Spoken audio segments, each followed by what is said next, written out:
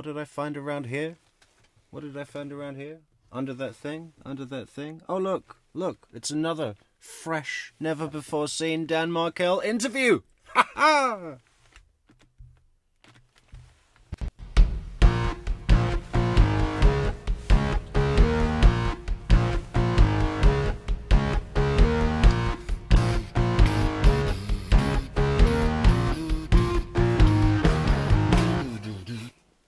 Hello and welcome back to another episode of True Crime Metrix. We are blazing the scene with another new video of the Dan Markel murder case.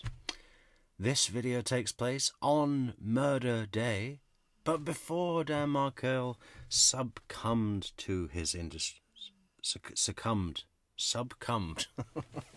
before he succumbed to his injuries, this interview took place. Just in those very same room as Wendy's interview. Just what, 2 hours, if that, after she left? You know, who is interviewing her? It's only Mr. Buff. Mr. Buff. He's just spoken to Wendy. He's already visited the scene at Dan Markel's house. He's seen how, what did he say to Wendy when he came in? You know, when Wendy said the young cop came in and she's like, "Who are you?"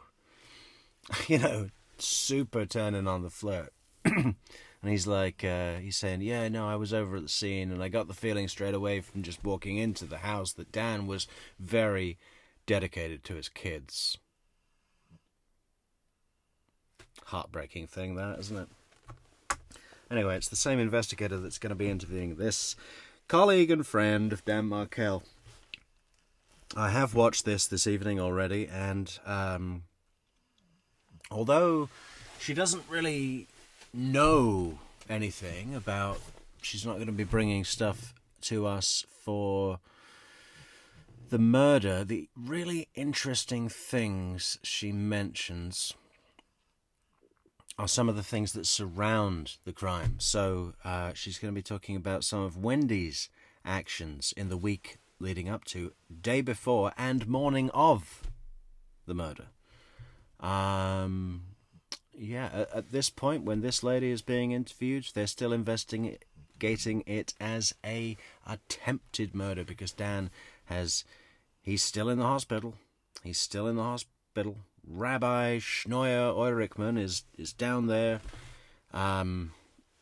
doing whatever it is that they do. By the way, big thank you to our friend and colleague, Patty from Patty's Playhouse, who put our video of the missing pieces of Jeff Lacass's interview that we released yesterday on our channel. She went and played it over to her audience this afternoon, and yeah, that was great. It was kind of refreshing to just watch myself.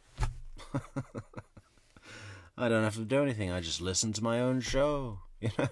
But thank you, Patty. That was great. And yeah, no, I will be putting out a version of the unedited Jeff Lacasse interview that has never yet been released into the public domain. I will be uploading a just raw, no commentary, so that any other content creators can do their own thing with that. Now, you know, whether or not those content creators choose to give me credit, I don't give a fuck. Give me credit or not. I don't care. I had it first. So fuck you. And you all know it. Yeah.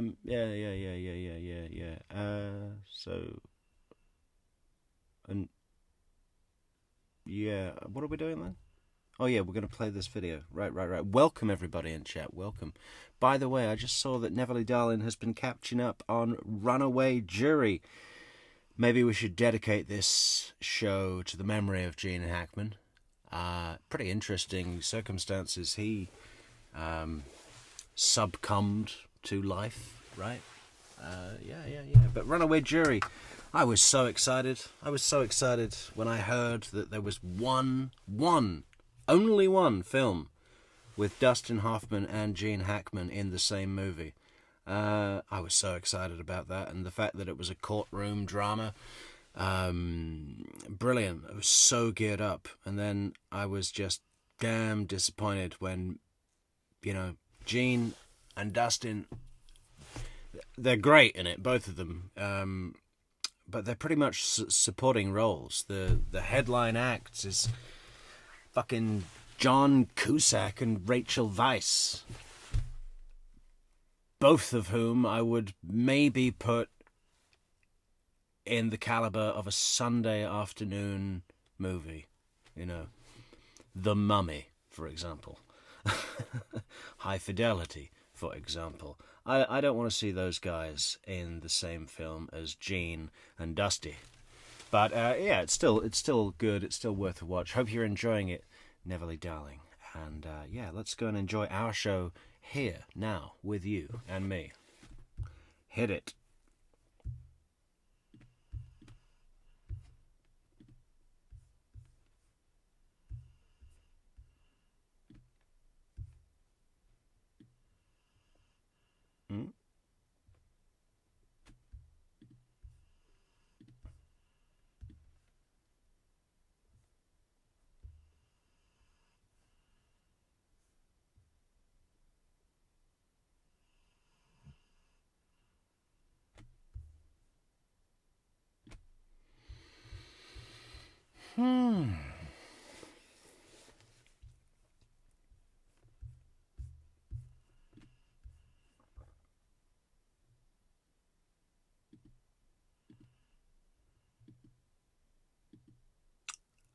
Where's the volume? Where's the volume? There should be volume. Nope. Shit.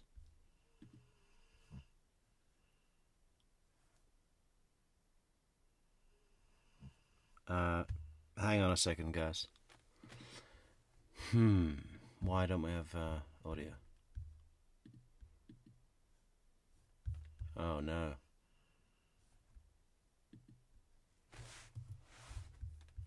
Alright, we will go to plan B. We'll go to plan B. There's always a plan B. We're going to hide that puppy. Add a new device.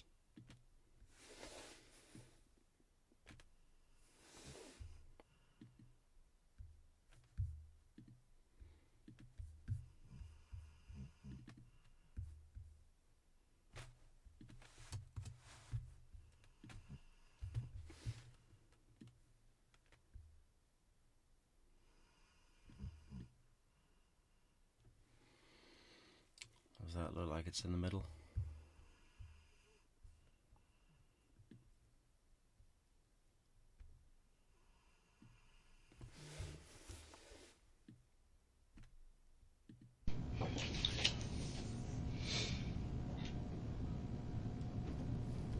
What the fuck? Brian Cox, Yoga Eggs. Okay. Well. Maybe it's the headphones. Okay.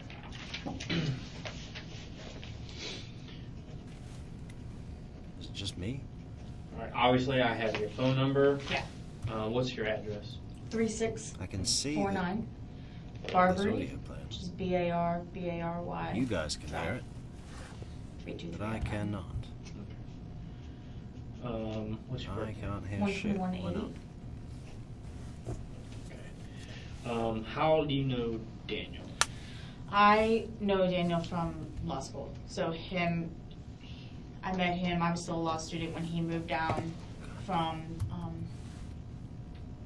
when he was teaching up in New York, when he was engaged to Wendi. And I met both of them around the same time. Wendi had been friends, had gone to high school and college and also law school for part of the time with a good friend of mine in South Florida. So we met each other in the law school and started talking about South Florida. Someone let me know if you guys can hear the video playing, because kind of I became, can't guess, hear the video quick playing. friends then, and then I started to work get to out know why. Dan. I didn't know them very well in law school, but they're also members of my temple.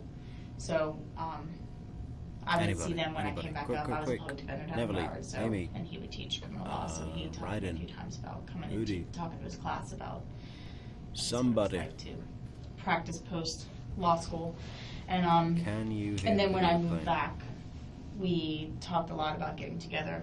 Ah, And then Julia him and I Rock became can hear. close once Okay. I found out that they were divorced. Well, why can't I kind of reached out to him in terms of ways to raise my son Jewish.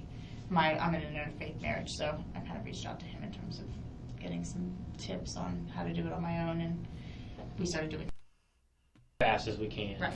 Okay, so this is basically you promising to tell the truth. Yeah. All right. I'm Investigator Cherry. I am conducting an official investigation I know. as at this point as an attempted murder. Okay. So I've got to set that. Okay. Any false statements about Monitor. material matters given by a witness under oath will constitute perjury, which is a first-degree misdemeanor according to Section 837 Florida statutes. Please raise your right hand. Yeah, so Okay. Now we're starting.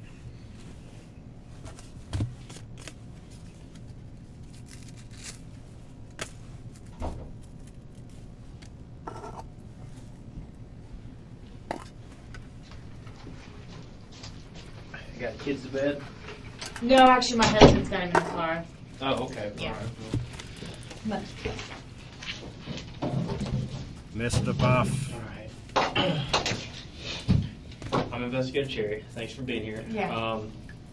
Obviously, what we're doing is we're just getting a lot of information, as much information we can, to try to narrow a focus of where the investigation needs to go. So, you know. Yeah, we got to narrow the focus. So I'm Investigator Cherry. My partner. My partner, Investigator Mango, will be here momentarily. It's similar to the movies as far as we got to dive in the victim's life, and we have to learn about Daniel as fast as we can. It's similar to the movies. Well, which one? I mean, it might be similar to a movie about a murder investigation, but it's not similar to Ice Age or Titanic, right? Or Lord of the Rings. You might as well just say what does that even mean? This is similar to the movies. Well, the movies are supposed to be similar to real life. This is real life. So Okay, so this is basically you promising to tell the truth. yeah. All right. I'm Investigator Cherry. I am conducting an official investigation as at this point as an attempted murder. Okay. Okay. Any false statements about material matters given by a witness under oath will constitute perjury, which is a first-degree misdemeanor. I wonder if Investigator Cherry ever had his name written on some investigatory report next to the family name of Sigfredo Garcia, so that it would literally just read Cherry Garcia. According to Section 837 Florida statutes. Please raise your right hand. Do you solemnly swear or affirm that the evidence you are about to give me is the truth, the whole truth, and nothing but the truth? Yes. Do you understand that if you knowingly make material misstatements of fact to me during this investigation, you will have committed the crime of perjury? Yes.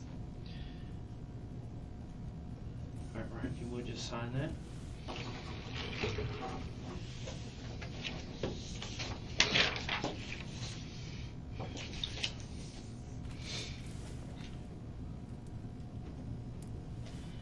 Ryan Cox, COX. Okay.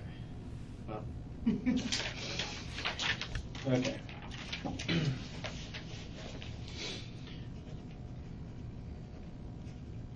All right. Obviously, I have your phone number. Yeah. What's your address? 3649 Barbary, which is Barbary Drive, 32309. What's your birthday? Albert. Complainer Albert. Have you? Where? Can you send us a link to where this is available on the internet? You know, where is that link, Albert? Go and get that link. Prove it. 121.80. How do you know Daniel? I know Daniel from law school. So I met him. I was still a law student when he moved down from when he was teaching up in New York, when he was engaged to Wendi. And I met both of them around the same time. Wendi had been friends, had gone to high school and college and also law school for part of the time with a good friend of mine in South Florida. So we met each other in the law school and started talking about South Florida. And kind of became, I guess, quick friends then. And then I started to get to know Dan. I didn't know them very well in law school, but they're also members of my temple. So I would see them when I came back up. I was a public defender down in Broward, and he would teach criminal law. So he talked to me a few times about coming and talking to his class about, I guess, what it was like to practice post law school. And then when I moved back, we talked a lot about getting together. And then him and I became close once I found out that they were divorced. I kind of reached out to him in terms of ways to raise my son Jewish. I'm in an interfaith marriage, so I kind of reached out to him in terms of getting some tips on how to do it on my own, and we started doing Shabbat dinners together and things like that. Just kind of became close after that. And that would be in the last year. Okay. All right. Yeah. Are you a lawyer now? Yeah. Where at? I practice at the legislature. I do policy now, so Okay. I don't do trial work anymore. Gotcha. Yeah. All right. Okay. When was the last time you saw Daniel? Last Sunday at the park. At Winthrop Park, yeah. Okay. What were you guys just hanging out or Play date, play yeah. date with the kids? He had just gone back in town from I'm not sure what her name is, Sneverly darling. Did that get mentioned at the beginning? Did I miss that? Did anyone catch it? New York and sent a bunch of us of creative families a message, and there was a bunch of us there, actually. Creative, you mean in The preschool. preschool? Yeah. My son also goes there. So there was probably about, I would say, 6 creative families there.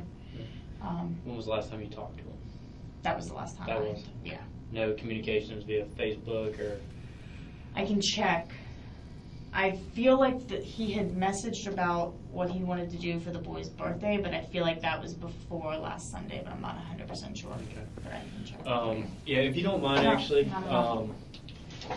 obviously we have ways to, obviously we can do Facebook stuff, but So the Sunday before the murder, Dan was at a group play date with about 6 other parents or groups of parents from the Creative Play School, and this woman was also at that play date with her kids. Just what, 5 days before the murder? sometimes when you're actually friends and stuff, you have a little bit more information Right. on that page. I would want to take. Yeah. Albert, perhaps, go and get the link. If you can show me where it exists, I will gladly concede. Perhaps means nothing. Look.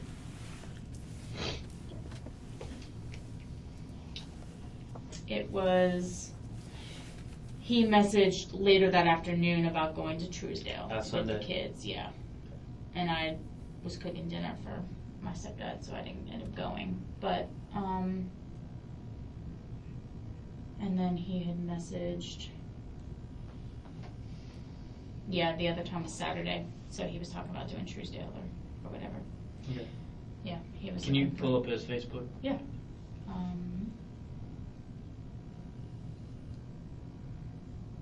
And I don't have a lot of battery. I tried to charge when I came up here, but.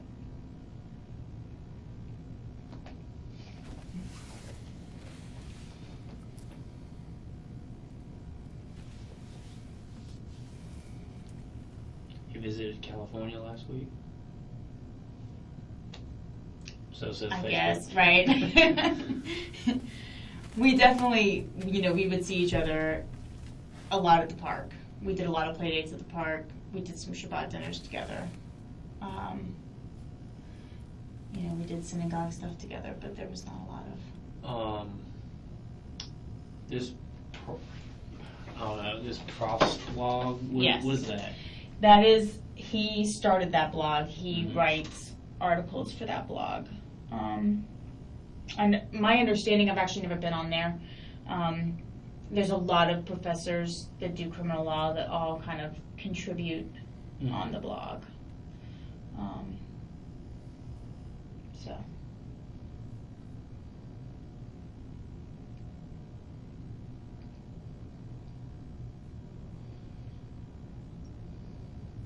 Whoa. You wouldn't happen to know the. Hey, that's a great one, Pinto. Thanks so much for the 11 coffees. That's going to keep me going all week. Yeah, thank you, Pinto. What did Pinto say? Let's have a look. Pinto said...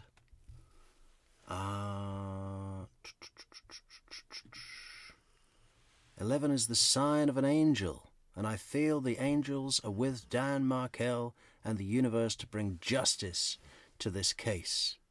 That is why I picked 11 coffees. I think everyone should pick 11 coffees. That should be the new standard at True Crime Metrix. No, thank you, Pinto, and thank you, Justice, and thank you, Dan Markel. Fantastic, Dan Markel. We'll get there. We'll get there. We'll get there. But these little videos, the information that came out in Jeffrey Lacasse's unedited, unredacted video that we released on this channel yesterday. If you haven't seen that, go to our channel page, check it out. I'm also going to upload... Maybe I'm going to upload the full thing, unedited, and then also just the new pieces of information, because there was a bunch of stuff. We all know because we saw it, we were here. And people on Patty's Playhouse, they all know now, because she played it on her channel. And soon everyone's going to know, right? These little bits of information, they really start to fill in some blanks that we've been missing for 10 fucking years, right?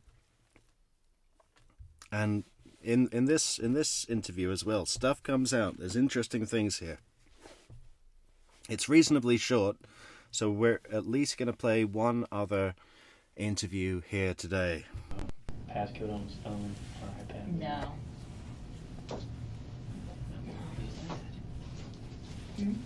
That's New York.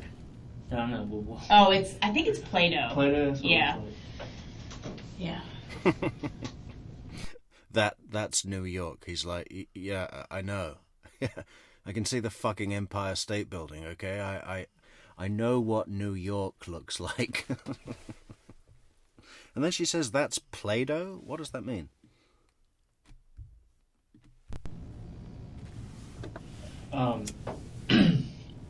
You wouldn't happen to know the passcode on his phone or iPad? No.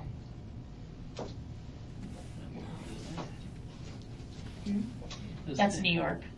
No. Oh, I think it's Play-Doh. Play-Doh? Yeah. Yeah.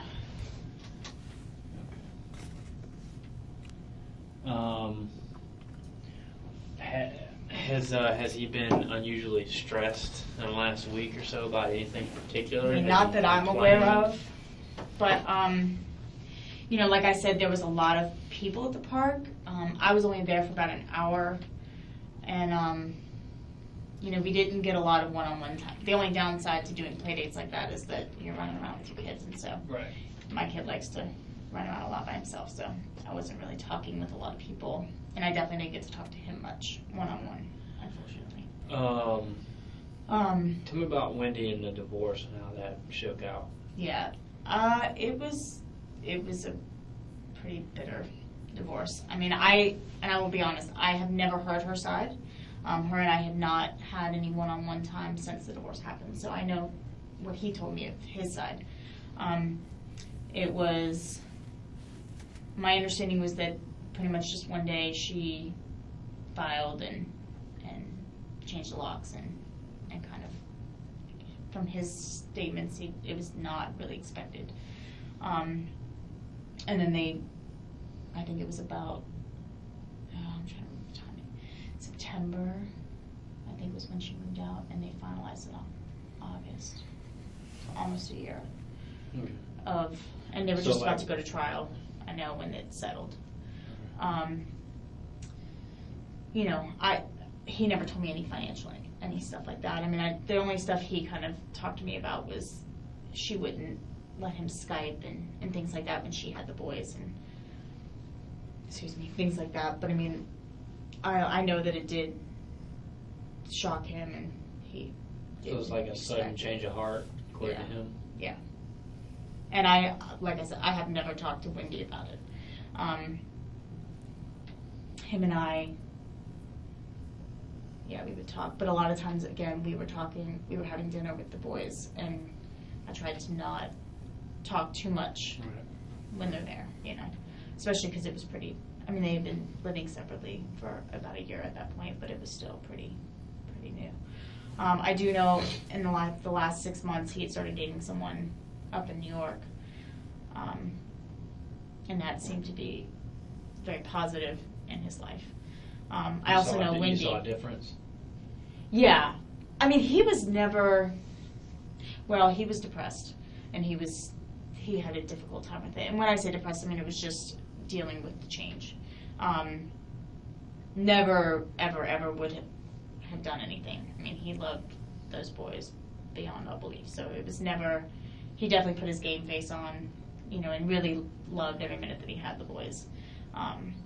And missed them terribly when he was gone. And so I think that was his hardest thing to adjust to, was being away from them.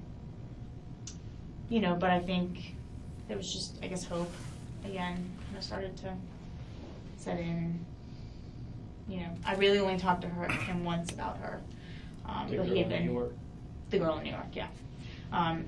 And he went up there a lot. He was teaching up there. He was doing I don't want to say a seminar, but he was doing a class where he'd go up once a month and do a seminar or something like that.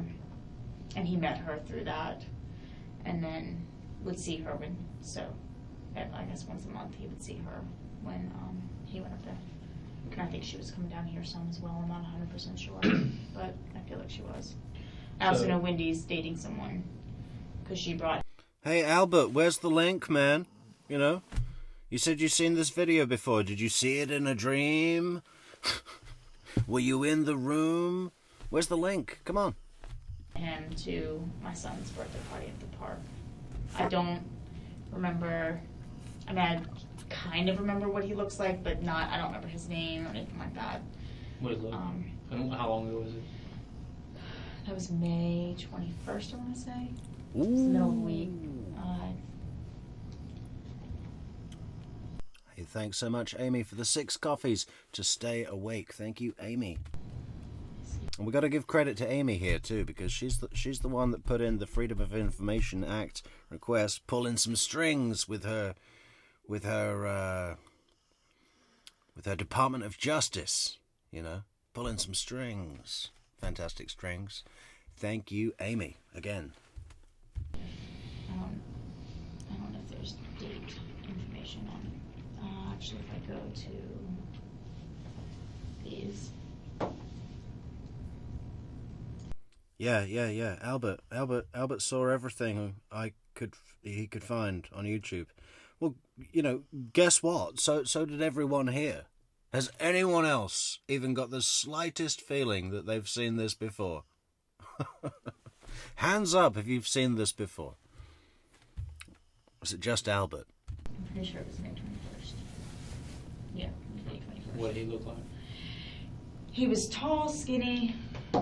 I'm sorry. He was definitely 5'8" to 6 foot. I'm short, so narrowing it down much. Right, exactly. Narrowing it down from that is a little difficult, but he was definitely lanky.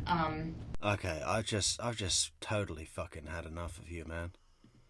Every time you come here, it's just whinge, okay? It's like, you know, I'm over it, Albert. How do I ban you?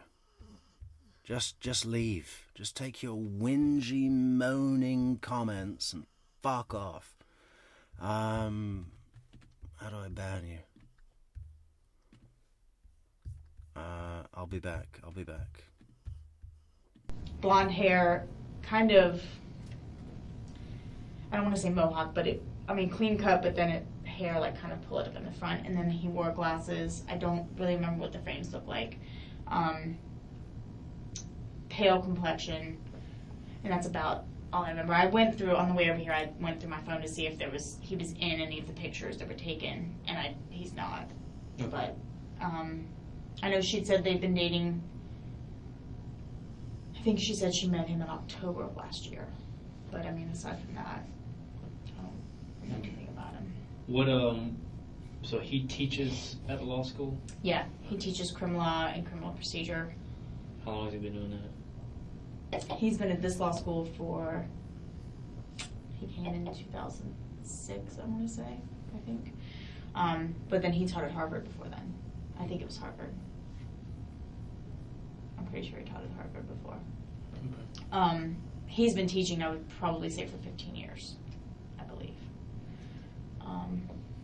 Maybe a little longer, but. And how's his style? I mean, is he well accepted? Is he I mean, abrasive or? I never had him. I have heard from other people that he is kind of a hard-ass professor. I mean. Okay. Well, Tiffany, I do trust, and Tiffany says that this video was shared on Mentor Lawyer's page, and she does back it up with Wendi bringing clothes to the boys, which is true. All right. So it's on Mentor Lawyer's channel. I must have missed it, or I might have been intoxicated when I watched it. But I think it's new to most of us. A lot of stuff gets buried in Mentor Lawyer's channel, and who even goes there anymore, really? You know? But that's law school also, so I mean most. So it's to be expected, right? I did hear he was more intense than some other ones, but which did come as a surprise to me because he's not at all like that outside of school. So. Did he ever complain about any kind of students or anything? Not to me. Not to you? No. No, but I mean. Who do you think he would confide and stuff like that at? I would say friends that he was professors that he was friends with.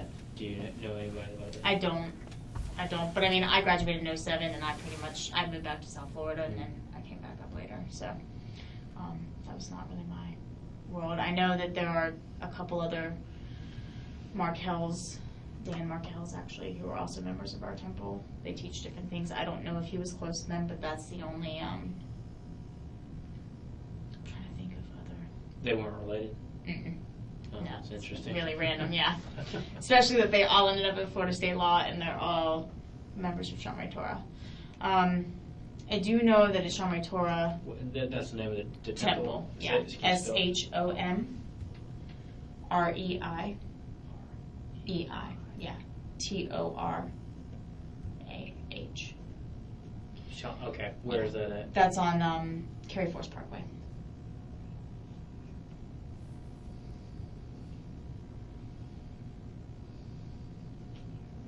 I know he's close with Sam Kimmelman there. At the church? Yeah. Sam Kimmel? Yeah, KIMELMAN. Do you have a phone number for Sam? No, but I know my stepdad does, and I can find. Actually, let me see. I might.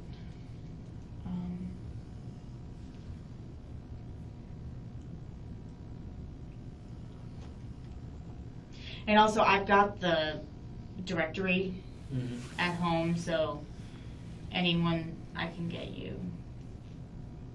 And I can also, this may still be his number. It's 264-3480. 3480? Yeah.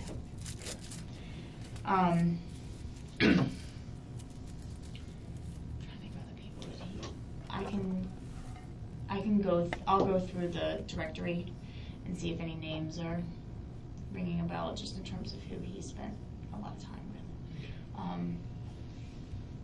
Did you ever hear him talk about firearms or owning a gun or anything like that? No. We didn't really talk about that. I certainly don't remember him talking about that. But I don't know if that's just because he didn't or because it didn't ever come up. Right. I mean, it's Right. not something I generally talk about. I don't know anymore or Right. anything like that, so. Yeah. I mean, I know.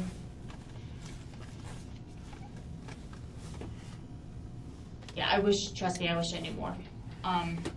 You know, we had started to become close. Wendi and I have recently talked more often. My husband and I had separated for several months. And so her and I had started talking during that time. I reached out to her to try and get details on, their kids seemed pretty adjusted for having gone through that. So I reached out to her to try and get tips on how they handled that to make sure that, you know, the kids were okay. You've reached out to Wendi Adelson for tips on how to handle your custody arrangement of your kids following a divorce from your husband. No. That is a bad idea. That is not where you go for advice on a subject like that. My God. What would Wendi say? Well, have you thought about really sticking it to your ex and, twisting the knife into the wound and tearing down his whole life? I've had great success with that strategy. Don't go to Wendi for advice on custody arrangements, relationships, divorce proceedings, or anything. I mean, what would you go to Wendi Adelson for advice on and expect to receive good advice? Not a lot. Not public speaking, not address sense, not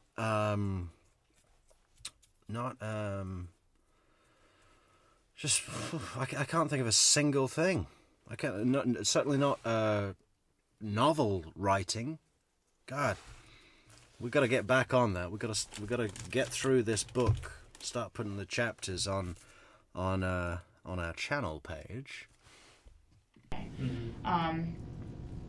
And then we decided that Charlie would move back in to deal with some financial stuff, and so she said I could start coming over and staying at the house when she's out of town and things like that. So I mean, there's been more conversation recently with us, but we haven't seen each other one-on-one. She came to my house yesterday to drop off some clothes that the boys had outgrown for my son, and brought me some soup because I had a bladder procedure yesterday. But that's the first time I've seen her since the party, and the party was the first time I had seen her since. And the party back. Yeah, Leslie says, "Hey friends, so fun seeing everyone earlier on here too." Yeah, that was great, Leslie, and thanks so much for sounding the alarm. And yeah, we all, Leslie put a notification. She said, "Hey, look, what's her name? Patty's Playhouse is streaming the Jeff video." And then we all went over to Patty's house, Patty's Playhouse. It's sort of nice when we run into each other in other places. I always think that's cool. It's like, hey Deb H, how you doing, Deb H? In May. Yeah, in May, and that was the first time I'd seen her in. So it's been really been, not to sound callous, but it's been more about the conversation. Been more about your situation than what's really going on with her. Yeah. I mean, she had told me about the boyfriend. Her and I would talk a lot about getting together, and then we just didn't. Something would happen. Exactly. My wife does that all the time. Right. I'm getting together with so-and-so, and it's like an hour or two, and she's like, oh, yeah, they canceled. Right. Either I'm tired, or the kids are sick, or there's lots of that, especially at preschool. Yeah. So, and we just hadn't really had a chance to do that. We actually talked about it again, doing that next week, when she was over last night. But and she messaged me this morning talking about the soup, and that was at like 9 o'clock. So, but just asking if it was okay. Hang on. How have I missed a chunk of this? Can we go back a few minutes? We're going to have to play some of this again, but I've missed a chunk of this. It's trying to keep up with the comments. But then he taught at Harvard before then. I think it was Harvard. I'm pretty sure he taught at Harvard before. I don't think he taught at Harvard. Harvard. Probably say for 15 years, I believe. Maybe a little longer, but. And how's his style? I mean, is he well accepted? Is he Yeah. abrasive or? I never had him. I have heard from other people that he is kind of a hard-ass professor. I mean, but that's law school also, so, I mean, most... So it's to be expected. Right. I did hear he was more intense than some other ones, but... Which did come as a surprise to me because he's not at all like that outside of school, so... Did he ever complain about any kind of students or anything? Not to me. Not to you? No. No, but I mean... Who do you think he would confide in? But bearing in mind, folks, that, Investigator Cherry has been to the scene. He was in the room with Wendi. This is at 9:43 p.m. on July 18th. Dan's not even dead. Wendi was in this very same room with Sarah Latour and Jane McPherson and General Isom, 2 hours ago? Wendi got there at 2 o'clock? And was there for 6 hours. So, that'd be 8 o'clock. It's like barely 2 hours. And they've already got this witness in. But you notice that the lines of questioning he's going on, they're not digging into Wendi, are they? People have said to me before, Isom knew all along and just didn't want to press Wendi because he knew that she would lawyer up. And it's like, well, she is a lawyer. Do you need to lawyer up if you are a lawyer? I don't know. Obviously you should, but you see what I mean. Yeah, I don't think they'd... maybe after the memorial, Isom started to smell something bad, but at this point it seems very much he's asking about, did you ever notice a student with a bad grade, or did anything come into your mind? What about these no nonsense rabbis in New York? What was he doing with those guys? It's all of the nothing about Investigator Cherry's questioning seems to be having the slightest intrigue or suspicion onto Wendi Adelson. Right? My point being is that it doesn't seem... This interview here doesn't support the idea that there was police suspicion on Wendi Adelson on July 18th. That's my point. Stuff like that. I would say friends that he was professors that he was friends with. Do you know anybody like that? I don't. But I graduated in 07 and I moved back to South Florida and then I came back up later. So that was not really my world. I know that there are a couple other Markels, Dan Markels actually, who are also members of our temple. They teach different things. I don't know if he was close to them, but that's the only, I'm trying to think of other. They weren't related? Mm-mm. Oh, No, that's interesting. Really random, yeah. Especially that they all ended up at Florida State Law and they're all members of Shamray Torah. I do know that at Shamray Torah... That's the name of the temple. Yeah. SHOMREI. EI. Yeah. TORAH. Okay. Where is that at? That's on Cary Forest Parkway.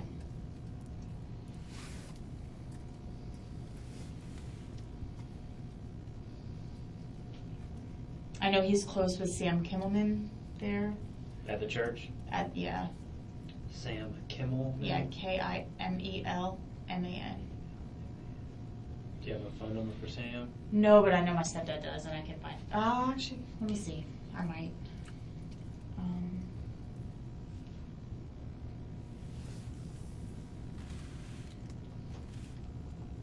And also, I've got the directory at home, so anyone I can get you.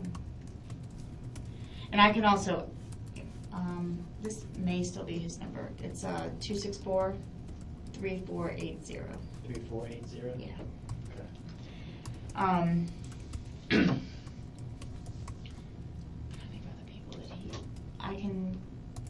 other people that I'll go through the directory and see if any names are ringing a bell, just in terms of who he spent a lot of time. Did you ever hear him talk about firearms or owning a gun or anything like that? No. We didn't really talk about that. I certainly don't remember him talking about that. But I don't know if that's just because he didn't. Shit, I think I've missed it again, but I can't remember hearing it. I'm kind of doing multiple things at once. But at some point, the lady says that she went on the... Was it the day of the day before the murder? So the Thursday, she went to Wendy's house and dropped off... No, sorry. Wendy came to her house and Wendy gave her some clothes that her boys, Ben and Lincoln, had outgrown for this lady's kids that are a little younger. You know, which is when you're preparing to move house, you don't pack clothes that your children have outgrown, do you? Right? It's just, I found that very supportive of the idea of Wendy packing. You know, just happened to be the day before the murder. And then there's this thing where this lady says that she had, what was it? Some throat doctor thing, and Wendy had brought her some soup, which I also found interesting because Jeff Lacasse said, and this is a direct quote, he said to General Isom, you know how if you get sick and your girlfriend will make you some chicken soup? This woman never did anything for me. I was a personal assistant to her for 6 months. That was it. And it's just strange to me that Jeff should mention the thing about making soup for a sick person.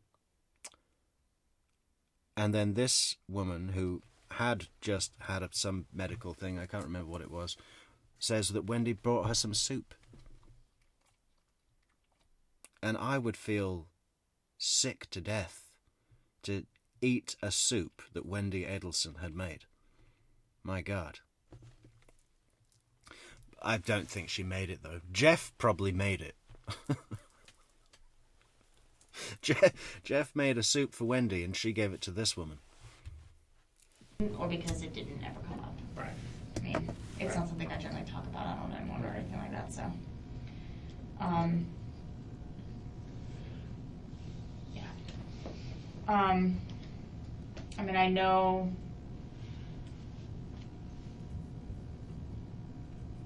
Yeah, trust me, I wish I knew more.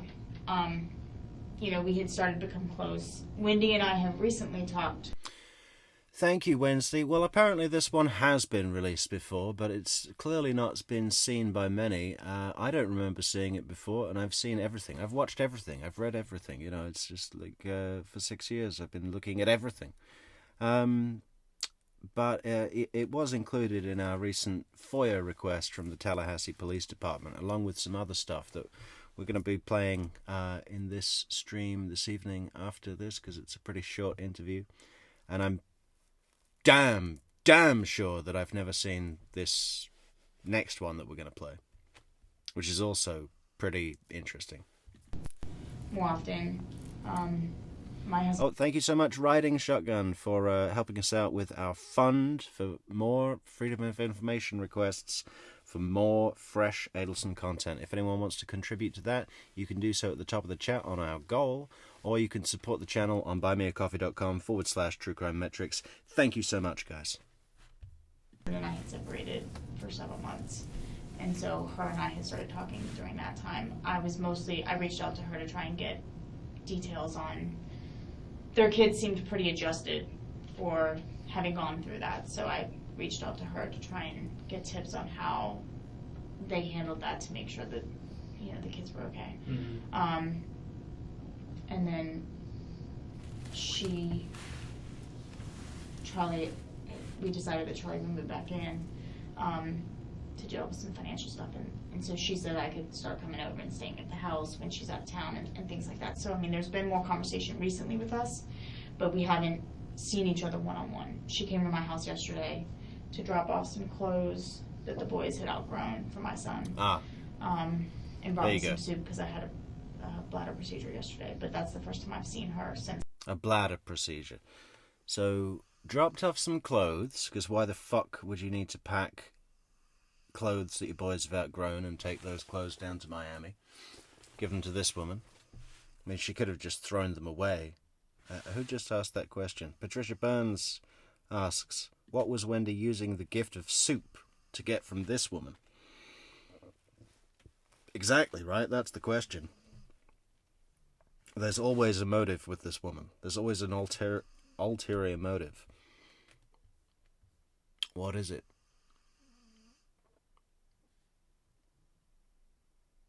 She doesn't seem to know Jeff, so it's not to put him down. She's not really been involved with Wendi since the divorce, which was a year ago.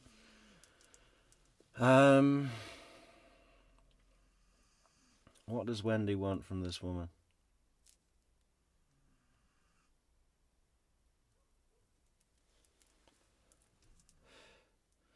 Maybe she was trying to poison her. We don't know if this woman ate the soup. Actually, I do think that is mentioned. Oh, thank you so much, McC, for the super sticker. Thank you, McC. Party, and the party was the first time I had seen her since. And the party back in May. Yeah, in May, and that was the first time I'd seen her in. So it's been really been, not to sound callous, but it's been more about the conversation. Been more about your situation than what's really going on with her. Yeah, she had told me about the boyfriend. Her and I would talk a lot about getting together, and then we just didn't. Something would happen. Exactly. Either my wife does that all the time. Right. Yeah, and Wendi does that all the time, right? Oh no, we should get together. I should buy you lunch for all the jobs that I've had you do for me, while I've been busy. Oh no, I can't do it this week. Could we reschedule? Yeah, no, I'll take you for lunch. It's all just filler, camouflage, waffle, whatever. Nothing to it. Oh. Thanks, Leslie, for, what is this? Has become a member for 6 months. Thank you, Leslie. And welcome welcome back to the membership. Welcome, Leslie. I'm getting together with so-and-so, and it's an hour till, and she's like, oh yeah, they canceled. Right. Either I'm tired, or the kids are sick, or there's lots of that, especially at preschool. Yeah. So, and we just hadn't really had a chance to do that. We actually talked about it again, doing that next week, when she. Neville's point is, in the question of what did Wendi want from this woman, Neville says to gain someone on her side or steal her from Team Dan. Well, I don't think it would have been to steal her from Team Dan, because Dan was going to be shot the next day. So, for all intents and purposes, Wendi's moving to Miami, and there is no Team Dan. It's just Team Adelson. But to gain someone on her side, Wendi might have anticipated this woman speaking to law enforcement and thought it might be a nice touch for this woman to be able to report some benevolent deed like donating clothes and bringing soup. It paints Wendi as a caring person that is involved in the community and that kind of thing. That could well be it. Yeah. It was over last night, but and she messaged me this morning talking about the soup, and that was at like 9 o'clock. So, but she's not. 9 o'clock. 9 o'clock. So, Wendi phoned this woman at 9 o'clock on the day of the murder. What time was the Best Buy Geek Squad guy there? Like 8:40 until 9:30, something like that.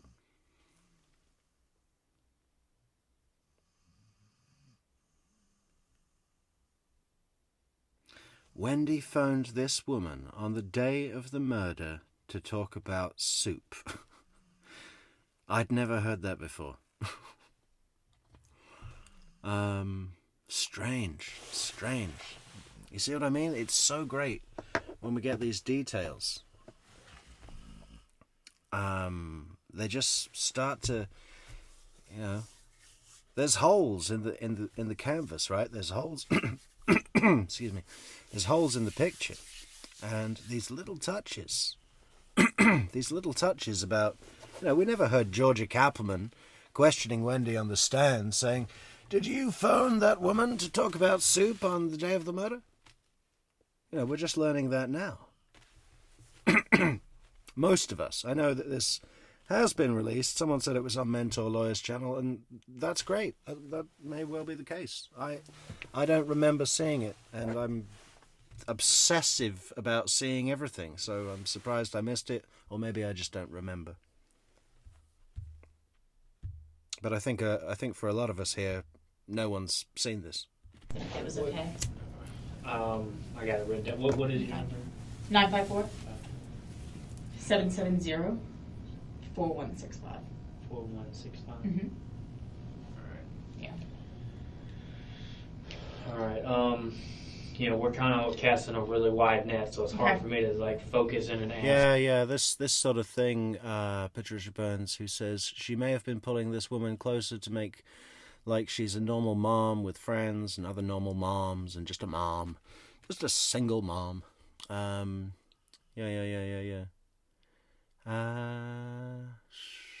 What else have we got here? Pinto says, thank you, Amy, for pulling the strings, girl. I think there's a great team here. There really is. This is such a great team. So great. So grateful for this team and everybody here. It's just fantastic. It would be cool to meet you guys one day. Maybe we'll all show up at the courthouse. Are you in Florida, Pinto? I'm coming. Spacey Dove's coming. Neverly's coming. I think Amy's coming. There's a bunch. There's a bunch more. Christina is coming, I think, maybe. Yeah. I wonder if I'll be the guy that has travelled the furthest to get there. Shouldn't there be some, you know, award or medal, at least a certificate handed to me by Judge Everett himself, you know, front page of the Tallahassee Democrat. Honorable Judge Everett congratulates and welcomes True Crime Metrix from Portugal. Right. Make sure I ask the right questions. I understand. So, Feel free to call me if... Yeah, so is there... Sorry, just before we continue, thank you so much, Willie B. And thank you so much, Leslie, for the Super Chat Super Stickers. Thank you, Leslie, and thank you, Willie B. Anything that, you know, once you heard that something happened, I mean, did something jump out at you just says, oh, I really wonder about that one thing?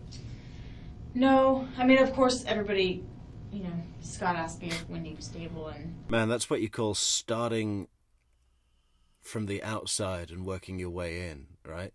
You're interviewing witnesses, and you're saying, so when you heard of it, when you heard this happen, did anything pop out in your mind? that's broad. That's like starting way at the beginning of an investigation, right? I mean, it is. He's not even dead yet, so I guess we got to. But guys, you had the suspect in the room for 6 hours, and she was really fucking obvious, and you let her go, and helped and assisted her in leaving and getting people for her kids and everything. I mean, she played the shit out of you. She got lucky, I think. Wendi did, getting Isom, because, you know, she went so into the niece, daughter role, you know, Uncle Isom, you know, that kind of thing. I think she got real lucky. I mean, can you imagine if she'd have got Detective Sergeant Jim Smith, who interviewed Colonel Russell Williams? That could have gone a bit different. Wouldn't that be great if we could see that? I hope I dream that one day, that Wendi Adelson is in an interrogation room with Detective Sergeant Jim Smith of the OPP.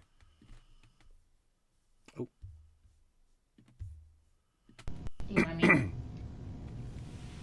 And I did share with him, and you know, Dan had told me during the divorce, or right after the divorce, that she had had some depression issues and some postpartum issues, and that they were talking about doing counseling, but that they never did that before she moved out, or changed the locks, whatever. But I mean, I saw her last night and she seemed fine. She was awkward, but that's because my husband was there and she didn't, I don't know if she realized that he was going to be there. And, right. Yeah. Because of your situation. Exactly. Gotcha. I didn't take that as her being awkward, you know, right, because of her life. You know, and I don't know how much of, obviously I don't want. Also, this, I think she does mention something about a third party inquiring, oh, Dan got shot? How stable is Wendi? But on a personal level, she doesn't seem to have the smallest amount of suspicion, you know, to Wendi. She's like, she came over. I mean, she was awkward, but probably just because husband Bill was there and she didn't know he was going to be there, and it wasn't to do with her life or her murder plot or her escape to Miami and all of the. Can you imagine? You know, like think back to the night before. I don't know, a big job interview or your driving test or a military deployment, or you know, just some big job you've got to do tomorrow, and you feel it, don't you, the night before? I mean, imagine Wendi Adelson psyching herself up to do what she did. I mean, it is impressive. It was, you know. Obviously, we all know how many holes were in her performance and how obvious and blatant and sick she came across. But could you do much better? I mean, I think I probably could, but that's just because I'm not a psychopath.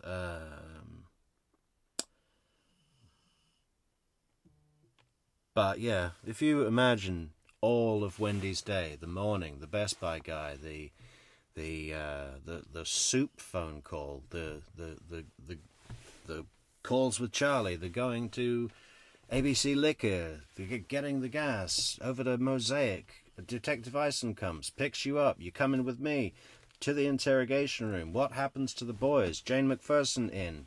Who could have done this? And are they going to come after my kids? Or me? Who's next? You know, everything what she did, it is a Herculean, colossal task. Big job, you know. I wouldn't want to take it on. I'd give it a go. But yeah, you can imagine that she was pretty stressed or awkward, as this woman is saying. But of course, that wasn't about her life. It was just because husband Bill was there and Wendi didn't know. but I know I can reach out to people at the temple and find out much more of who he talks with. We'll and stuff talk like that. we'll talk to anybody. I mean, Okay. one of these things, if you have information, I mean, it's and I've worked several cases that are similar in this nature where you're just really casting a wide net. Basically, oh, the police will find that out. No. Come make sure. Yeah. Because I'd rather have 10 people come here and tell me the same thing than that one person who I really need to talk to doesn't, assuming that we know about. Right. So. There is a gentleman, Seth Miller, who I know he's close with. I don't know if he would have a better idea of who Dan would talk to at the school, and his wife works at the law library. But I mean... Leslie asks, do we have the Geek Squad interview? We are hot on the trail, and we're looking for that. Also, something that I want to get a hold of, and I don't know if, it might still be sealed or whatever. I'm not exactly sure how to get a hold of this, but I would really like to read the full email that Wendi sent to Jeff after the yoga class. Jeff said it was a long email, and we heard a little bit of it. Isom read it out in the interview with Jeff. I am heartsick. My head and my heart are saying two different things, and I can't reconcile them and be what you want me to be, or something like that, right? And but Jeff said it was a long email, and this is huge, right? Because the content of that email would have been probably worked on quite a bit for at least several days, or maybe over the course of weeks. But that was designed to be Wendi's final communication with Jeff. Or was there some text about some presents or whatever? But, that was where Wendi asked for a week apart. Even though they'd spent 16 days apart, she wanted a week apart to figure out how she felt or whatever, right? But I think it's safe to assume that action of sending the email, the timing of it, was to create a viable reason for Jeff to lose his shit, go into a jealous rage, run over to Trescott Drive and blow Markel's head away, that's what it was for, right? So I would really like to find that email, read it carefully, and just go, look at this sentence. That's what Wendi's trying to do here. It's got to be good. It's got to be good. I wonder how we can find that. I think it's easier with videos. I'm not too sure how it will work with documents like that, or even if it's possible. I guess it will come out at some point. So just got to keep an eye out. Keep an eye out. Him and I were talking, and he's like, I really don't talk with Dan about anything personal. We kind of stay out of. Did you guys you and Dan ever talk about any kind of cases or anything that he was working on, or anything that he seemed passionate about, or anything like that? No, but anything criminal law. Well, any of that is. Apparently, he was working on a case, or was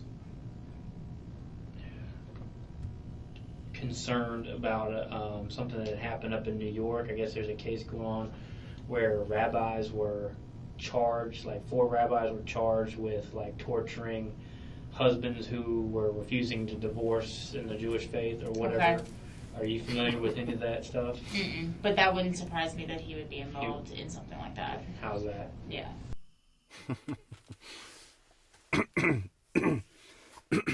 Well, excuse me. How is that? Well, he loves law, criminal law. He's really into the Jewish faith. So, no nonsense rabbis, criminal law, put them together. That's Dan's like best thing going, right? But Margaret says, how did this woman come to be interviewed? Good question, Margaret. Good question.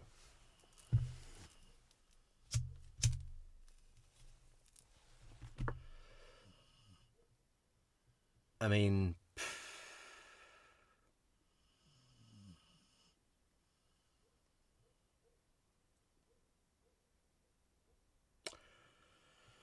how do we think that happened? Would she have been called in? How would they even know her name? Maybe they just spoke to everybody in that he worked with, or maybe the last people he called on a cell phone, right? Let's get his cell phone and look at everyone he's called in the last week. Maybe, yeah, that could be it, right? I mean, I think they cast a pretty wide net. Like, talk to a lot of people. He's saying, listen, we'll talk to anybody. We'll talk to everybody. So, yeah, maybe they looked at Dan's phone and contacted the people that he'd been recently in communication with. I mean, just because of his...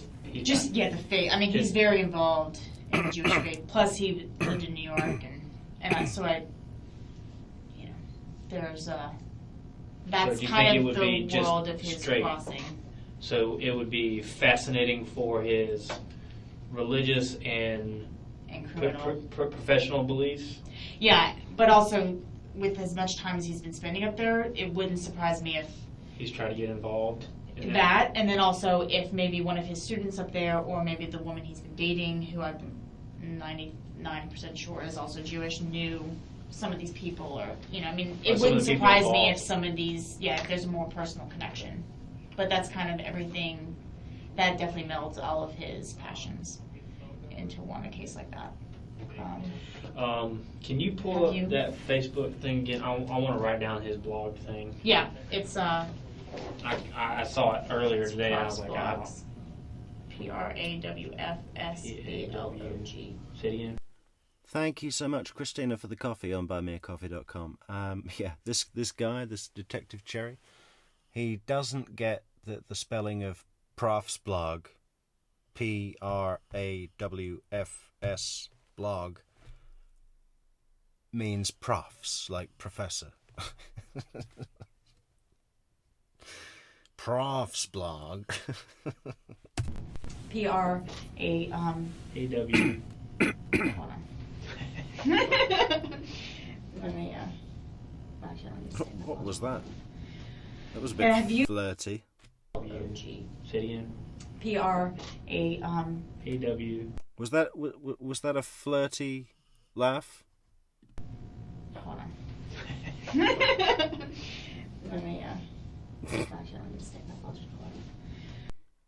Little bit, right? And do you know the woman's name? The girlfriend? He's been dating up there? Yeah. Okay, good. All right. Do you?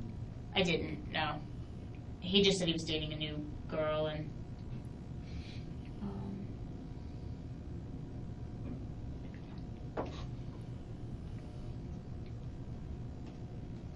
So, Prof's blog, now that I take a second, this is like the Boston slang professor's blog. Mm-hmm. Okay, I'm so stupid.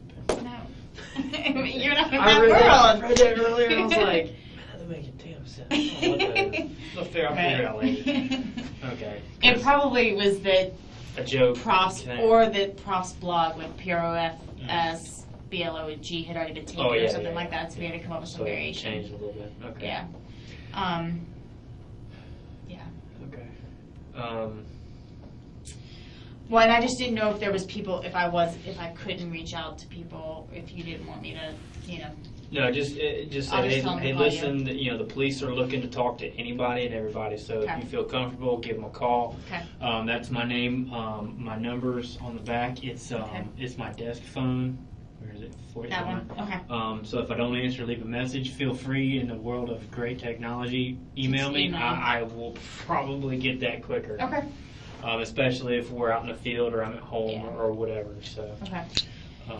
How's it looking? Have you used email before? Can I not answer that? Too early to tell. Okay. Yeah, and unfortunately, we got to keep a lot of stuff I understand. ourselves and everything. So, I understand.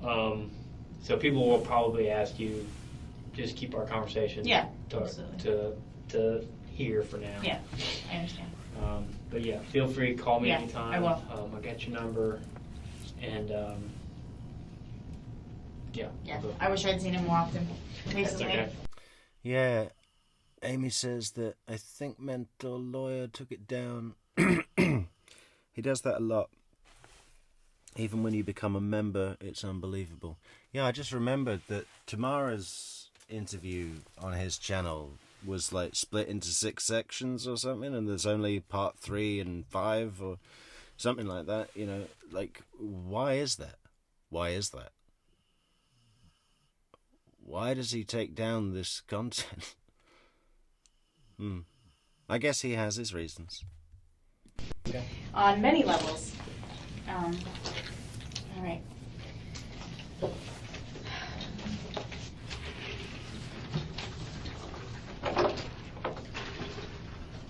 Thanks.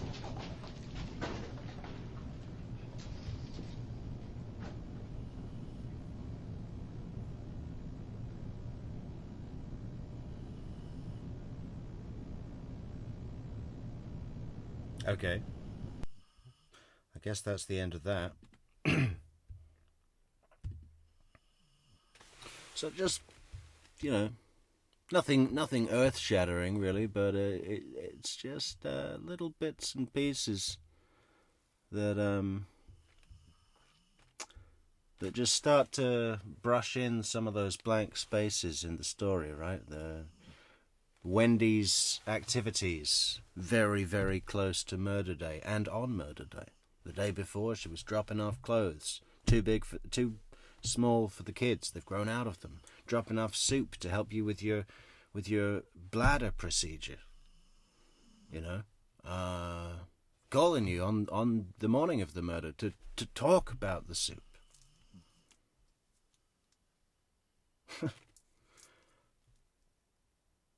You know what's weird? I guess whatever container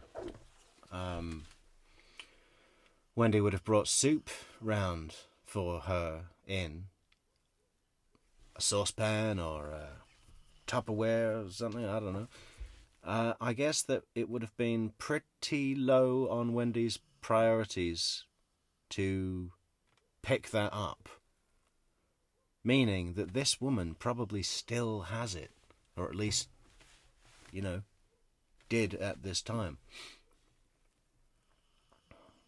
God, I'd want to get rid of that thing. I wouldn't want anything Wendi had ever touched. Okay, so now we're going to go forward in time.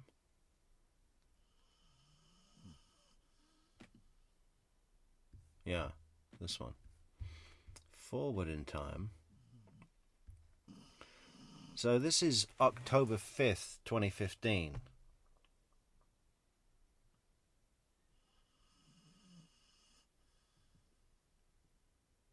So, oh man, when I was watching this earlier, my thought was that this is the day after Luis Rivera's proffer, which was October 4th, I think. But of course that was 2016.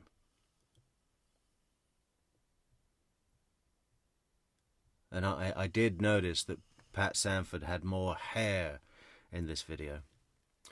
Yeah, so Pat Sanford and General Isom are going to be coming into the room momentarily. We've said goodbye to Investigator Cherry. We've said goodbye to Investigator Mango.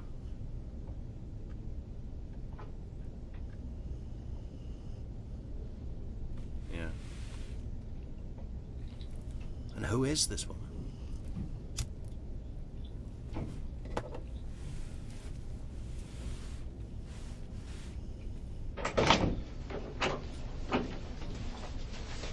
Hey, how you doing?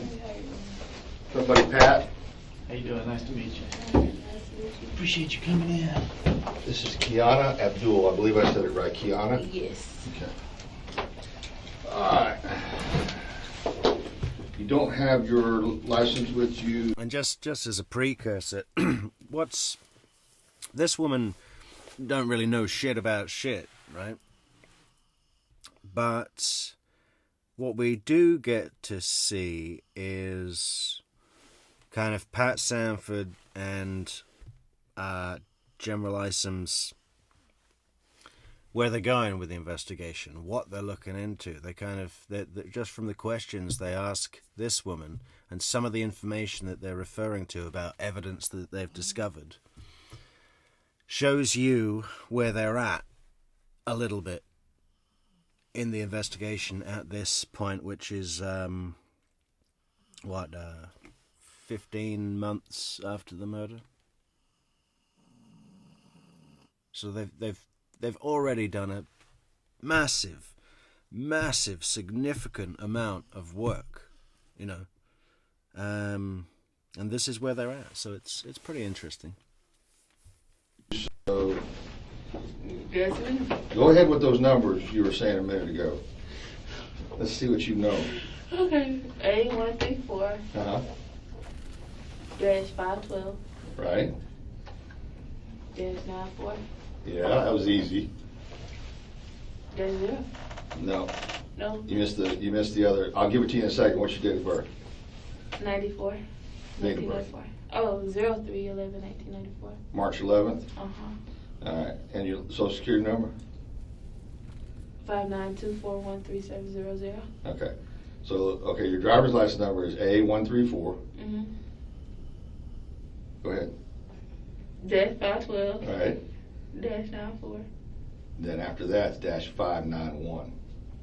You had everything except that. -591 -0. Okay?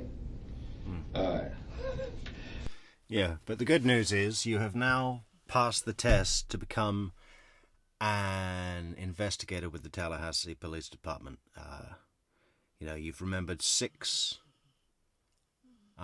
digits in a row and repeated them without looking. You got the last few wrong, but the minimum requirement you have succeeded. So here's your badge and gun. Now go and investigate a crime. How else do you think Isom got the job? So you're not living over here on Lake Henrietta Street anymore? Nope, I moved all my stuff to 3535. 3535. Lake Henrietta Street. Remember that. I think that comes up in another interview. What's that about? I've heard that before. Lake Henrietta Street. Roberts Avenue. Yep, lot 70. Is that just you or somebody else too? Me and the kids. How many kids you got? 2. 2 kids? 2 and 1. 2 what? 2 and 1. 2 years old and 1 year Oh, old. 2 and 1. Okay. Yeah, I'll forgive Isom there. That would confuse me. If I said, how many kids you got? And she said, 2. 2 and 1.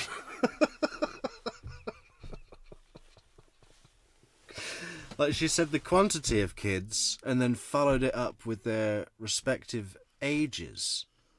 But there was no information to lead us, you know, to separate those two distinctions. So he just said, how many kids you got? She said 2. 2 and 1.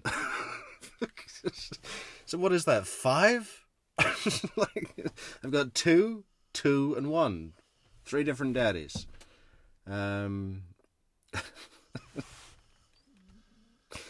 Oh.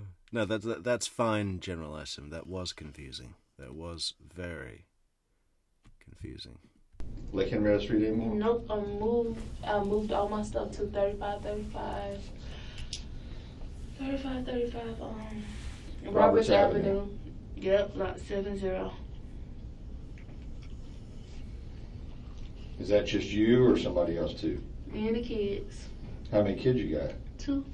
2 kids? 2 and 1. 2 what? 2 and 1. 2 years old and 1 year Oh, old. 2 and 1. Okay. Boy, girl? Boy. Boy, boy. The love, the joy, and the headache of my life. Mm-hmm. The love, the joy, and the headache of my life. Yeah, Riding Shotgun says, is it Shadrick's aunt? No. I thought it might be his lady friend that he was driving around with at the when he was meeting up with Sigfredo and Lewis. He said in his testimony that Letitia, wasn't it? Letitia somebody. He was with him in the car. But it's not Stay her. that way for a while, too. No, nobody else at home? Okay. And you and the 2 boys was at Henrietta Street before this? Mm-hmm. Okay. All right, lot 70. How long have you had this phone number? Is this a cell phone, 727-3254? Mm-hmm. I done had it probably for about 6 months. I want to say 6 months. Give or take 1 month.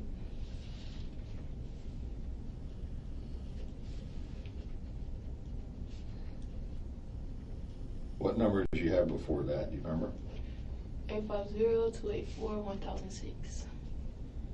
284-1006. Mm-hmm. And how long did you have that one?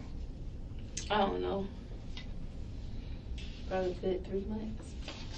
No, what? Good 3 months. 3 months? Oh, yeah. Do you remember before that one?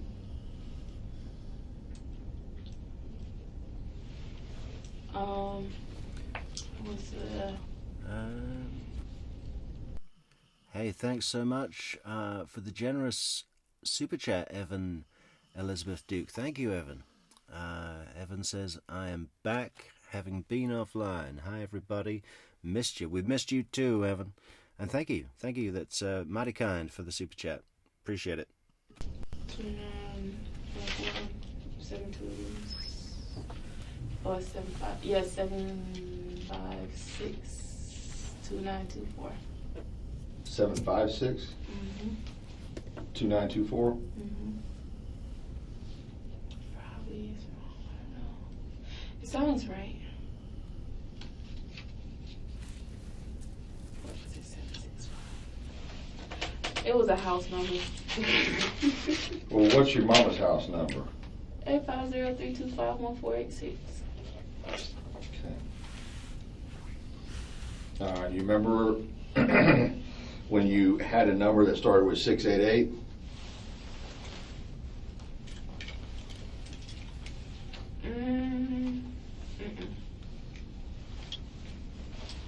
All right, I'm showing records that indicate you had a number of 688-2495 a little over a year ago. No, I don't think that was me. A year ago? I probably don't remember. Okay. All right. What company is it with? I believe that one's Verizon. Then that was me. I was staying, I think, over on a year ago on Houghton Street. I think. 2500, Mm-hmm. and that was the number that you had at the time. Mm-hmm. All right. What we're interested in, you're not in any trouble, okay? I'm not. I told you before about this on the phone. We just want to get some information from you because we think it may be significant.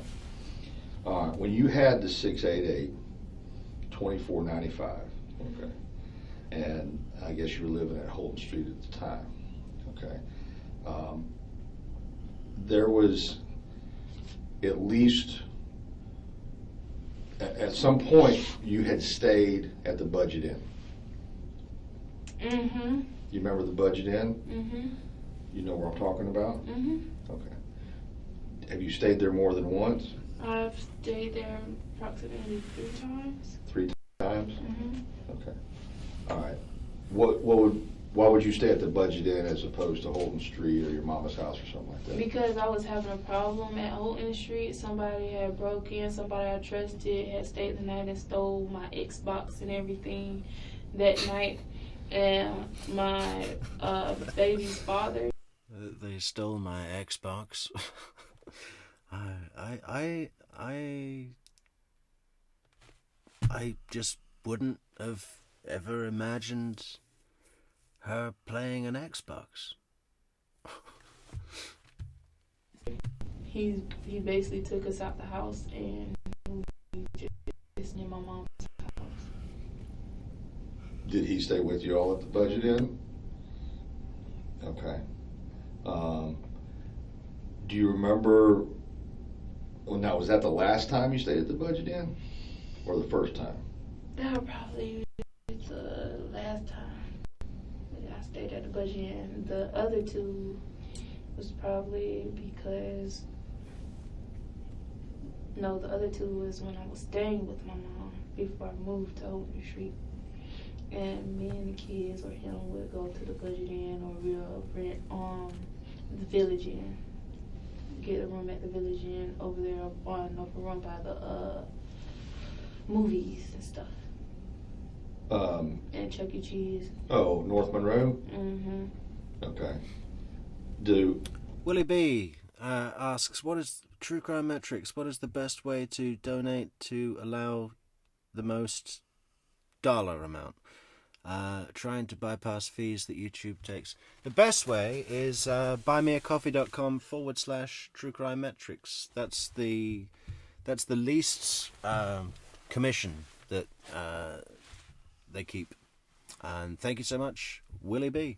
Yeah, link in the description to buymeacoffee.com because it's not really coffees, it's a donation.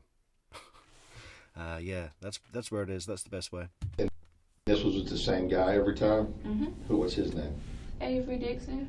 Avery Dixon. Mm-hmm. Now, did you have the 688 number or did he?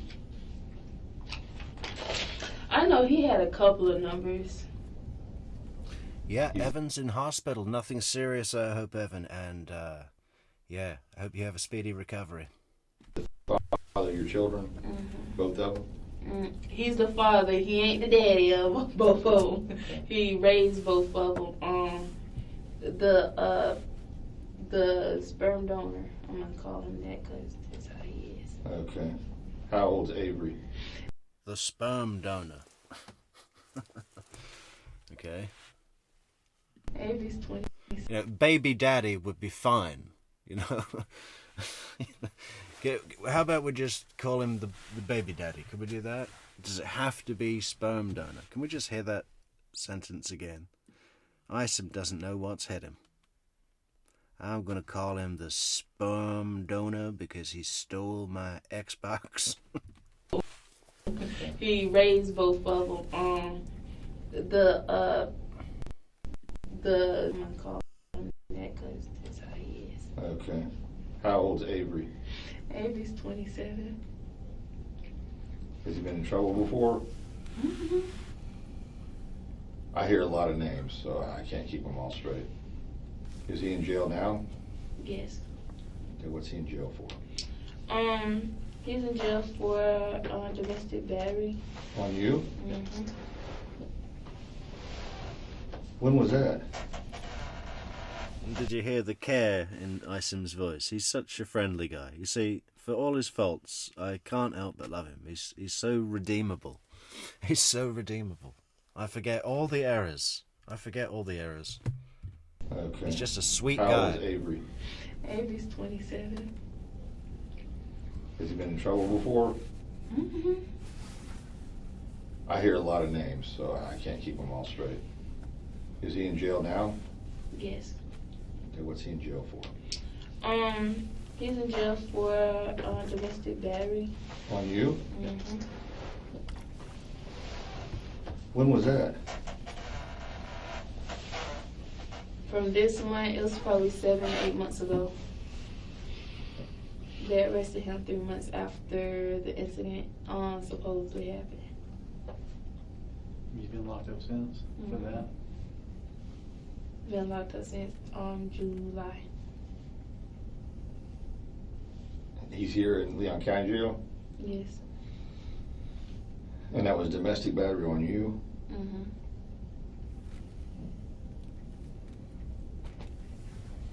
Okay. Anything else that you know of in his past? No, not really. All right. What's this pertaining to? Okay. There was, when you were staying at the Budget Inn in early June 2014, so not this past June, but the June before that. June 7th, June, in that range? June 4th and 5th. I'm sorry, June 3rd, 4th. Gene, Crime Junkie, says the interview with Tamara Demko was also very telling. It was, yeah. And significantly redacted, edited. We're trying to find the full version of that, and hopefully we can, and we'll go through the whole thing, because there's stuff, there's parts of that interview that were hugely cut out. Hugely cut out. It's a mess. It's all over the place. It ends prematurely. It begins prematurely. There's bits missing out of the middle. Big chunks. We want those chunks. And it is Demko with a K, I believe. In case you wanted to know. Thank you, Amy, for 5 memberships to Giovanna Di Stefano, Kayla, Jimmy Guyton, Carolyn Ross, and Sprout. Welcome, Sprout. Good to see you, Sprout. And I believe you probably checked out on the 5th. Yep, that's the time before we moved into, I think, no, because we moved in there around May. No. Hold up. Oh, have you seen this also, Gene? I've never seen this. But there's some guy who uploads videos and then takes them down, so no one can see them. It's very strange. So I believe like the vast majority of people have not seen this. I definitely hadn't seen this, and I've seen everything. We moved over to Holton Street the second week of June.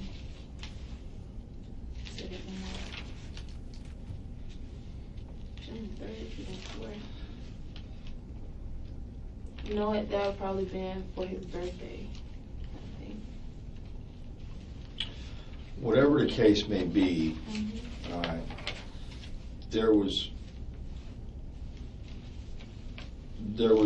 a phone call from the phone that you had apparently at the time, the 688 number.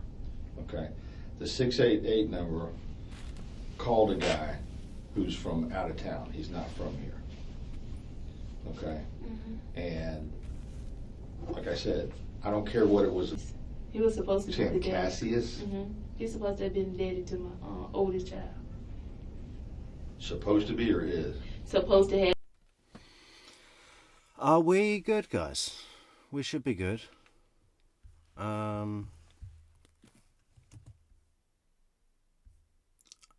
We're streaming. Everything looks good.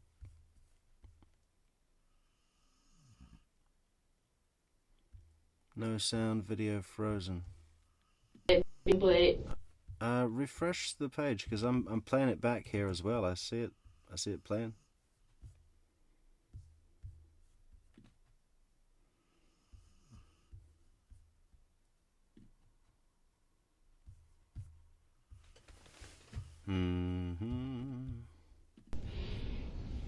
yeah, DNA proved that otherwise? proved it otherwise. Okay. All right. Well, back here, and I'm not trying to embarrass you or anything like that. But Yeah, sorry guys. Our satellite went out of orbit. Yeah, that's it. That's pretty much it, really.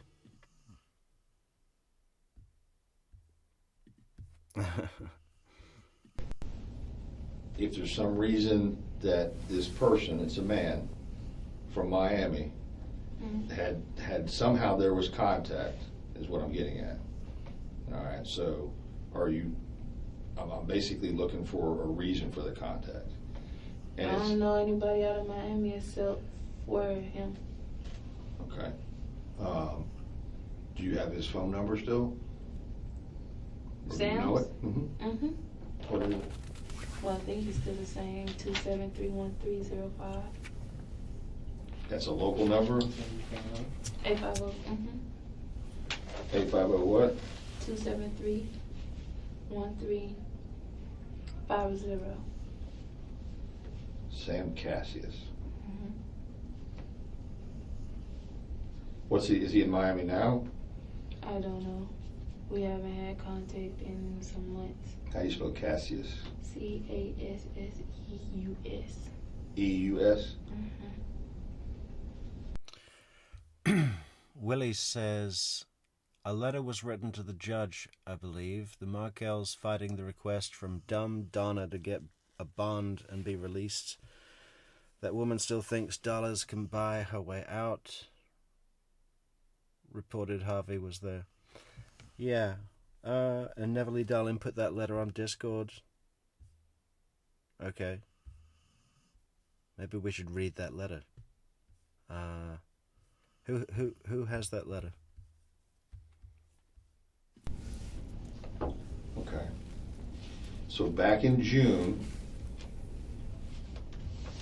in the wee hours of the morning, there was a phone call from your 688 number to this guy that's from out of town. Do you have any idea what that would be from? Around that time, I was in school and back home. Okay. You just mentioned a minute ago that Avery held your phone. It's your phone, right?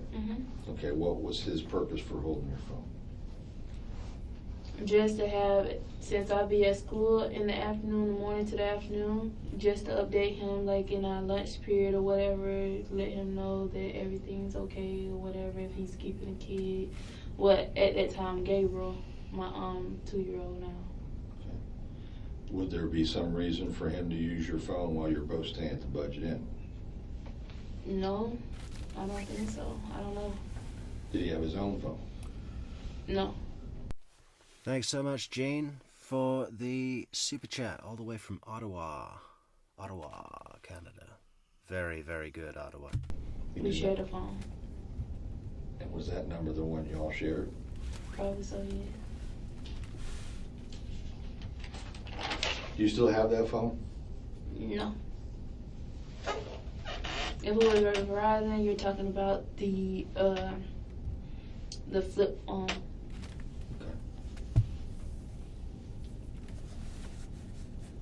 But that number does sound familiar. That number is one that how long did you have that, do you know? No, I don't know. Why do you change phones so much, the phone number?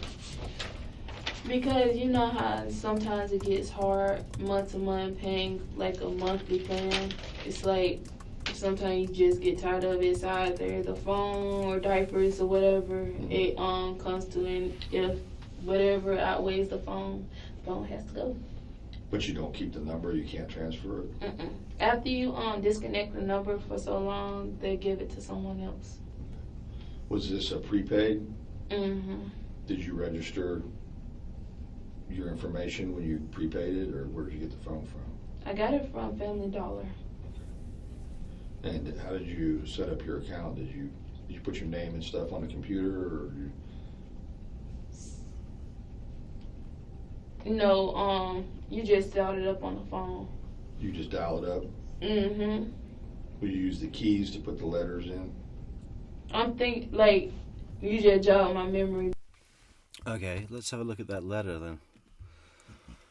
Let's have a look at that letter together. And this is from the fantastic Julie or Judy. I never remember that. And I always land on the wrong one and swear I will remember next time and never do. But AA Legal Focus. Fantastic. AA Legal Focus.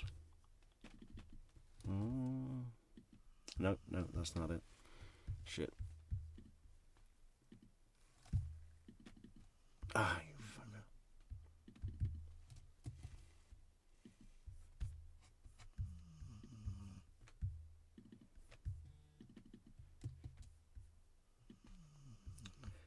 It is Judy. It's been confirmed it's Judy. I've got to remember that. How can I remember that? Judy Moody. Moody Judy. And Shelley Markel, the sister of Dan Markel. On their behalf.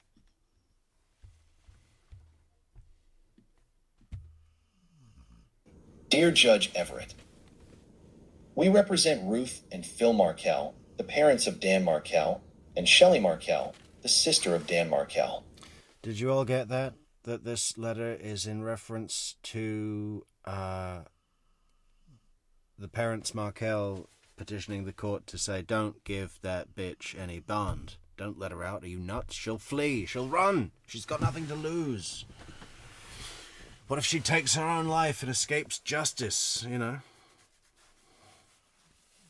Which might well be the plan, right? Might be the plan. Coward's way out. So they don't want Judge Everett to allow Donna Adelson to have bond, and this is their letter to support their position on that, their argument. On their behalf, we respectfully submit this letter in support of the state's anticipated opposition to Defendant Donna Adelson's motion to set bond and schedule an Arthur hearing. Filed on February 7th, 2025.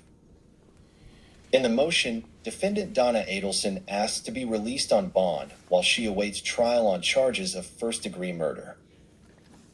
This court has already denied that request once before, and defendant's request should be denied again. For more than a decade since Professor Markel's heinous, premeditated murder, the Markel family has placed their trust and faith in law enforcement and the justice system. With each arrest of a new conspirator and their subsequent efforts to secure bail, the Markel family has suffered the pain and anxiety of a potential pretrial release. In every instance for Sigfrido Garcia, Catherine Magbanua, Charles Adelson, and defendant Donna Adelson, the court has been consistent and clear. Those accused of Professor Markel's first-degree murder must remain in custody pending trial. For more than 9 years after Professor Markel's murder, defendant Donna Adelson lived as a free person raising Professor Markel's 2 sons and experiencing the joys of watching them grow. A privilege the Markel family was denied for so long. Defendant Donna Adelson made the choice to attempt to flee the United States to a non-extradition country. She also indicated an intent to end her own life, rather than face the possibility of arrest. We understand that defendant Donna Adelson... Dude, that is only half the story. They were flying to a non-extradition country so that they would be able to get back quicker to be arrested once a warrant was issued. They didn't want to get held up and delay justice for the Markels and spend 6 months in a third world country. Who was it? Was it Carl Steinbeck the other day who said, go to Norway? You know, go to Norway. They have just about the most lenient, criminal justice system, I guess you'd call it, in the world, right? There it is, like the Four Seasons. You wear your own clothes in jail, you've got a PlayStation TV in your room, and little kitchen. I mean, all sorts of comforts. And you don't even have to stay in there very long. They could have had a cruise. They like cruises, right? The Norwegian fjords. Retains the means and motive to flee, where she released before her scheduled June 2025 trial. That trial is less than 4 months away. At that time, a jury will have the opportunity to decide whether defendant Donna Adelson orchestrated Professor Markel's murder as alleged.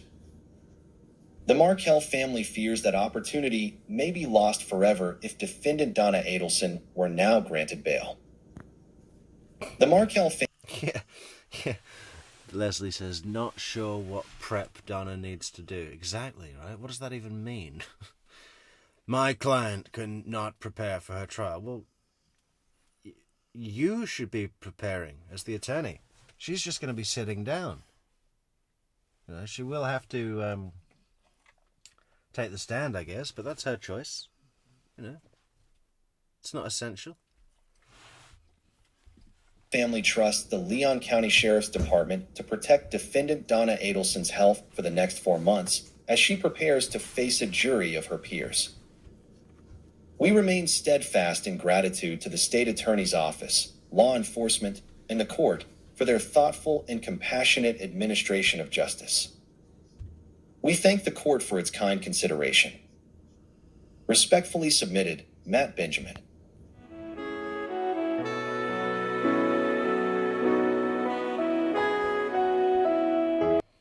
Well, thank you, Judy, for that nice little slideshow. Now what are we doing? Back to this thing.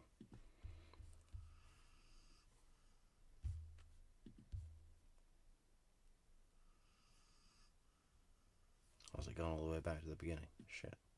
Where were we? $24.95. And how did you set up your account? Did you put your name and stuff on the computer?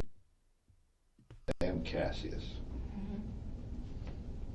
Where were we? Is he in Miami now? I don't know. We haven't had contact in some months. How do you spell Cassius? Casseus. E-U-S? Mm-hmm. Okay. So back in June, in the wee hours of the morning, there's a phone call from your 688 number to this guy that's from out of town. Mm-hmm. Do you have any idea what that would be from? Mm-mm.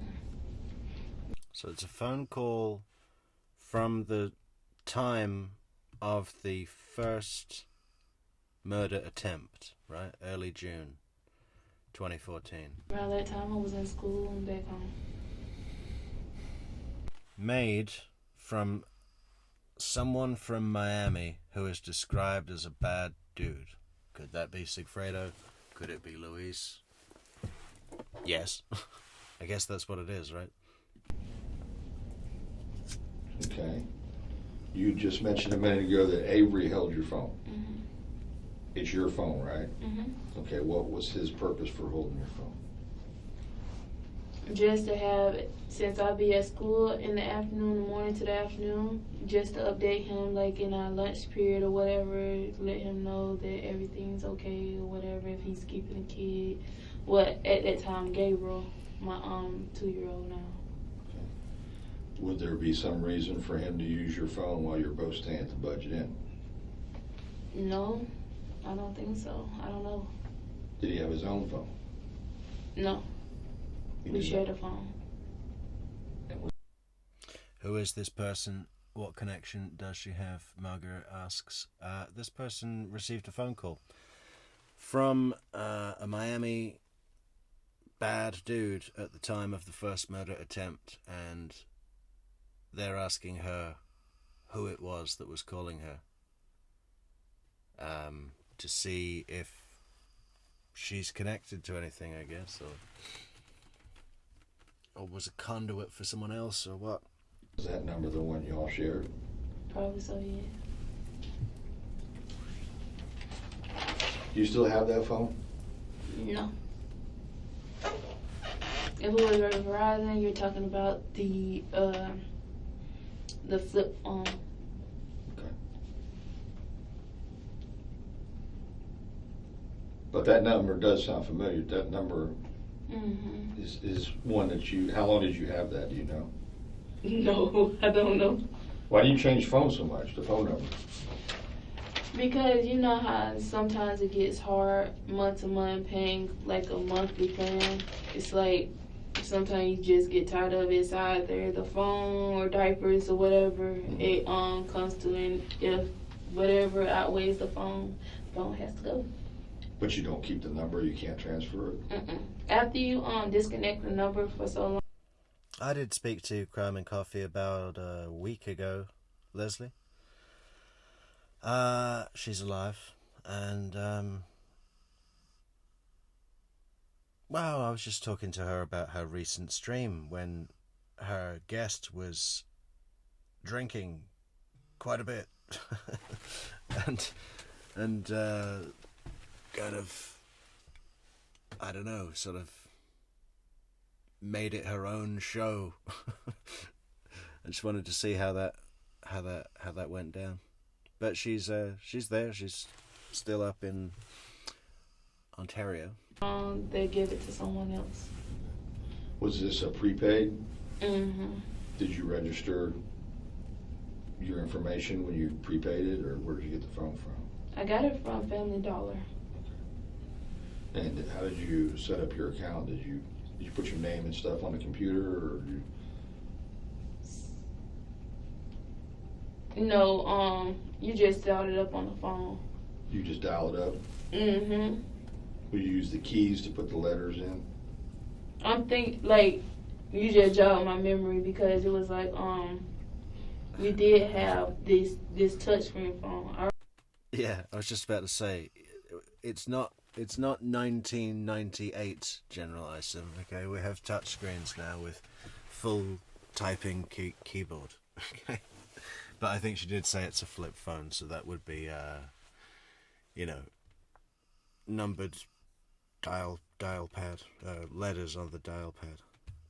I remember the flip phone that I think was after he got the I got the phone for me. And you said it was 688. No, this isn't Shadrick's lady, I don't think. They don't mention the name Shadrick Nobles at all yet. I don't even think they know anything about him. This is 7 months before Sigfredo's arrest, and when did Lewis go in? But he went in on the other charge, so I don't think Shadrick Nobles would be known in this case to the police at this date. Like, that's just a guess, my opinion. 688-2495. 2495, that was his number. My number was 688-2124. I think, yeah, because we both had a phone, but my phone had got off, and he had that phone, so we shared a phone at that time. 688-2124 was yours? Mm-hmm. Okay, so if that was yours, Mine went off, so we shared a phone. Okay. Mm-hmm. So how long did you have this 688-2124? I had it for about 2 months. And then you had to drop it? Mm-hmm. You remember the months? No. Early in the year. 2014? Mm-hmm. And then when did his phone, the 688-2495 that I mentioned to begin with, how long was that on for? That was on for a month. A month? Mm-hmm. I think, yeah. Well, no, 1 to 3 months. 3 to 4 months. 1 to 3, 4 months, yeah. But, okay, which one was first? Mine was first. Whose name is the 2495 in? Would that have been in your name? I don't know. It was a 2124 in your name. Mm-hmm. Do you ever change the spelling of your first name? No. It's always Key. Yep. Okay.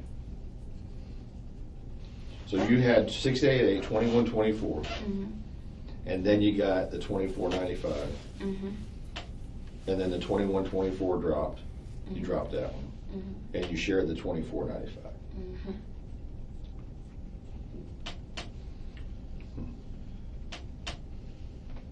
Has Avery ever done any pimping?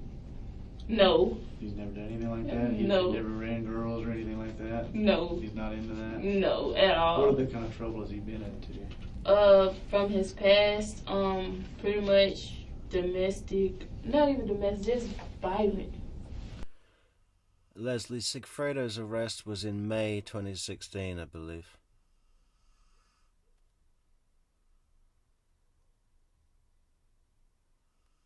The bump was, what, the 20th of April? Something like that. And then they did a bit of fucking around and arrested Sigfredo.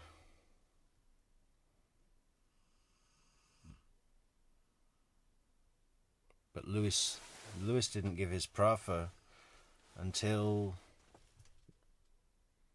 When did he first... He gave his proffer in October 2016. September 30th is when he drove down with the cops to see if they could recover the gun, see if they could find what a waterway they threw it off, but they couldn't. But when did Lewis first say, I was involved in the murder? I'm not sure. That could have been earlier. And Jean said something that she's pretty sure that this is Shardrick Noble's lady.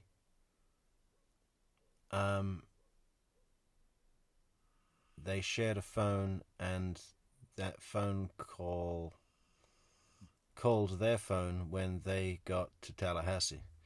Yeah, but I think sharing a phone's pretty common if you're drug dealing or pimping. And the guy that they're talking about here isn't called Shardrick Nobles.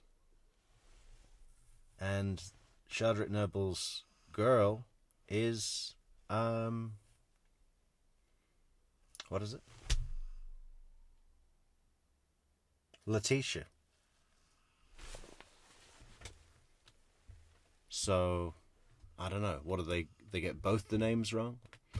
I don't know. Let's see. Oh, check it out.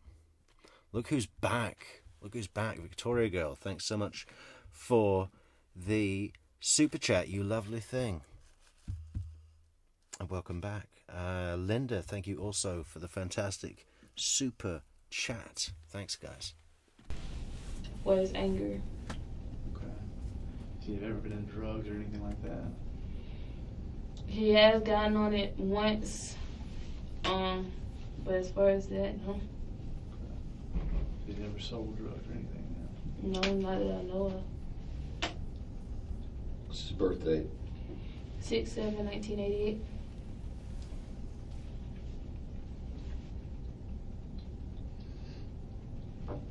Does he go by any other nicknames? Twin. Twin? Does he have a twin? Mm-hmm. What's his twin's name? Aaron. Aaron Dixon? Mm-hmm.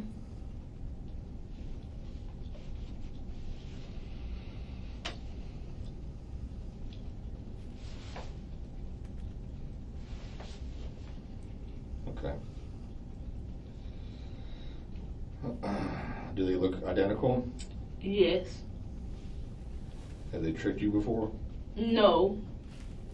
Okay, just checking. No. They tried a fast one though. I was like, look, mine's got hair, mother lover. Don't try me. Yeah, what was that about a twin? Now there's a twin in this story? all we're missing is a midget. Oh my God. We've got a professor, a few professors, a gang member, a twin, a midget. What else have we got? What else do we need to complete the image?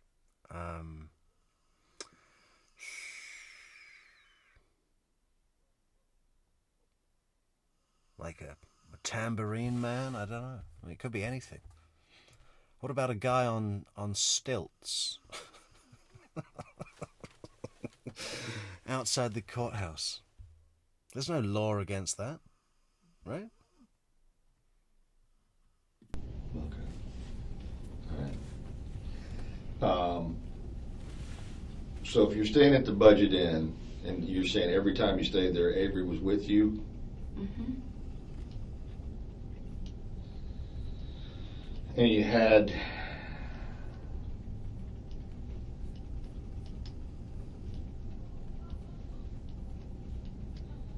your phone, and then you got a second phone. Mm-hmm. Did you put both of them in your name or one of them in Avery's name? I don't remember. I know. I'm just have to ask them anyway. Okay. All right. So you pick up the phones on Family Dollar and register them through the phone. Mm-hmm. Okay. And Avery has access to your phone when you're staying there. Mm-hmm.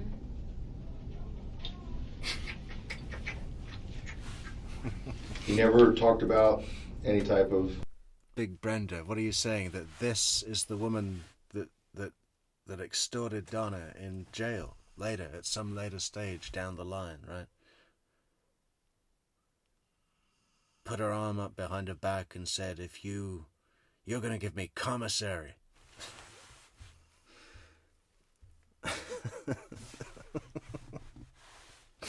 I know it's not.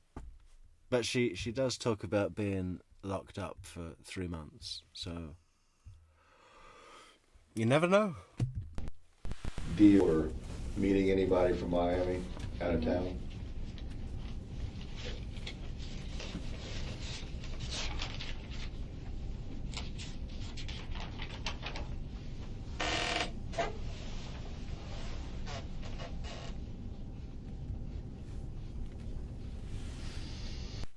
Oh, great additions, Leslie. A dentist, a lawyer, a steroid dealer. Yeah, a steroid dealer turned roofer now. I mean, roofing now. Oh, yeah, I went back to roofing. And then vehicles. There's an array of vehicles. There's just so much. It's just an endless...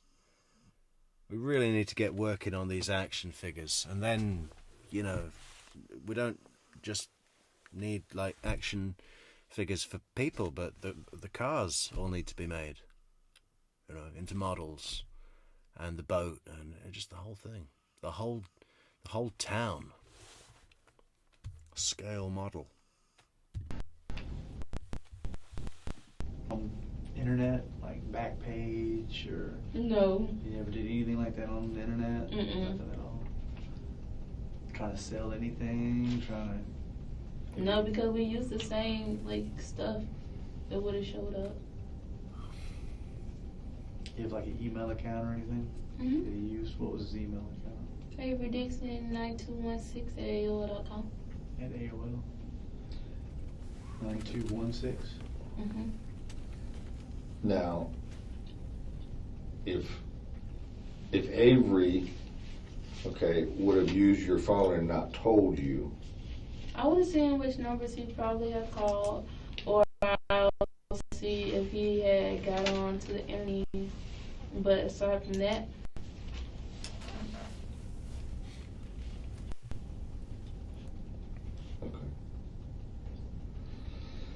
all right. So Avery's awaiting court, I guess now. yes.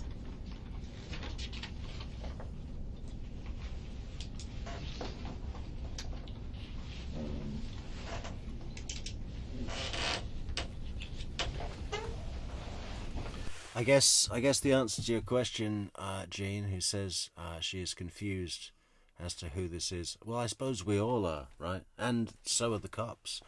But what we do know, the only thing we know so far, is that her phone number received a call from it's not just a Miami number, but a Miami number that they believe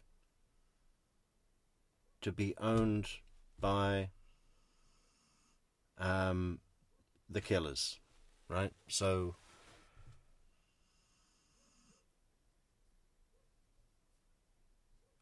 how has that come about? So they've tracked down the Prius.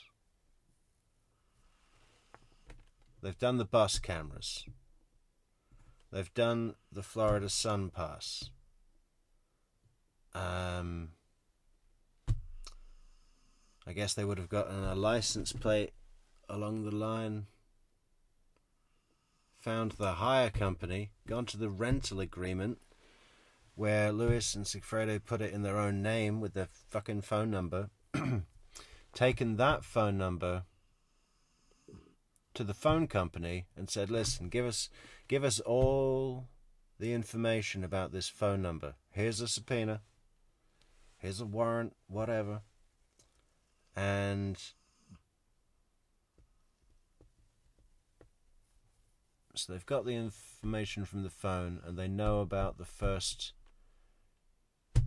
attempt in early June.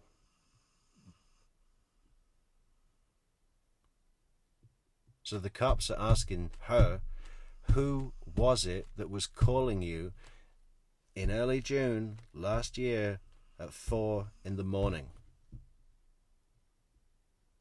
That's all we know so far. But I don't think it's Shadrick's girl. After this 2490, yours goes off and then the other one goes off, does he get a new phone after that? I don't think so. Your next number after that, would it have been this 756 2924? Mm-hmm. And that's 850, right? Mm-hmm.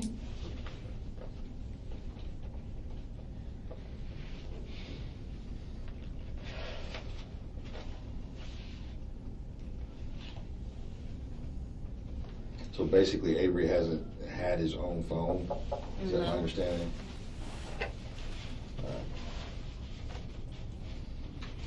The only number he had was like a out of town number. Out of town number? Yeah, and it had went off. Was that before or after these? Before. Before these? Mm-hmm. Before the 688? Mm-hmm. It was what was that, 904? The area code was like some else. I think it's like 569 area code. No. I don't remember the area code, but he had an out of town number. Okay.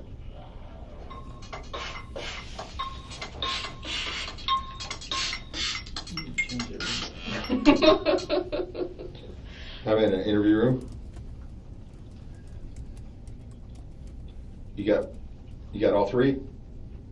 Thanks, buddy. All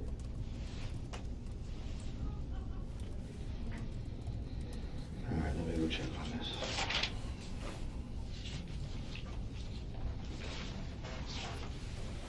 We're gonna go check on something, make sure we don't need anything else, and then we're gonna get you out here as soon as we can, okay?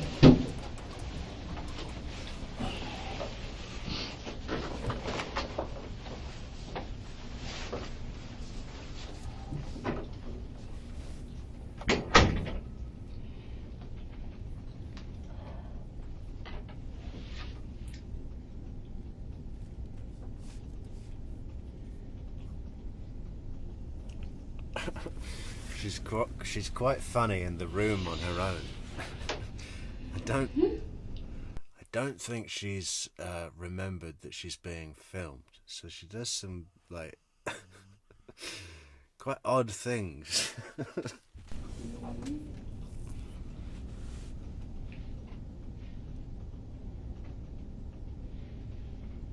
Like, what is she doing now?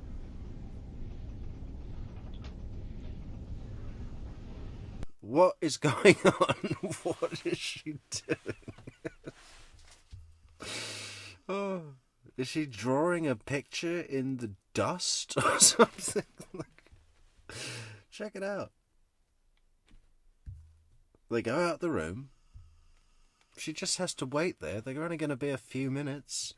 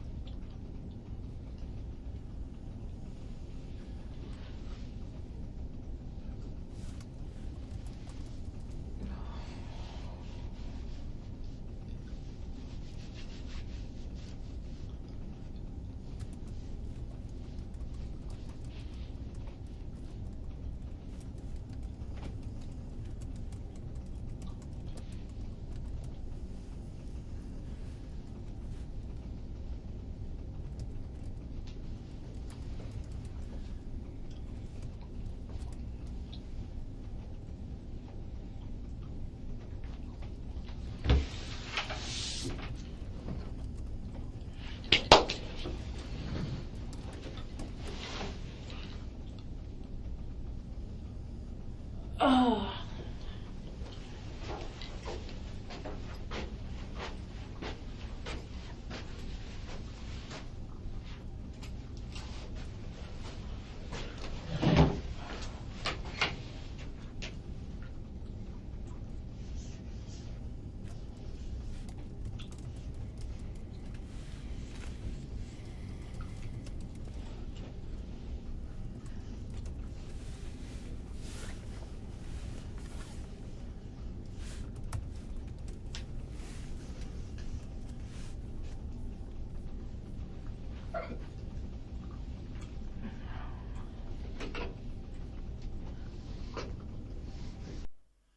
Oh, they're back.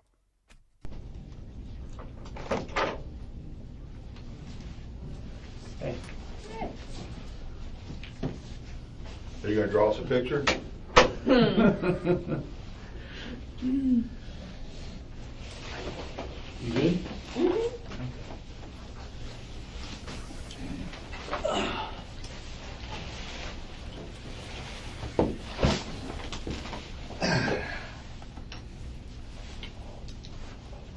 I want you to realize something, okay? So they've done that cop thing where they go out and they have a little meeting and they think, well, okay, where are we at? What do we need to do? What do we need to accomplish? What shall we try to accomplish? All of that stuff that cops do, and they always act like, well, we're just gonna see how things are going out there, and we'll get you out of here, okay? And then they come back, and it's all changed energy now, isn't it? You got to understand something. What kind of car do you drive? We were just with Taco. He told us everything. Taco's in prison, right?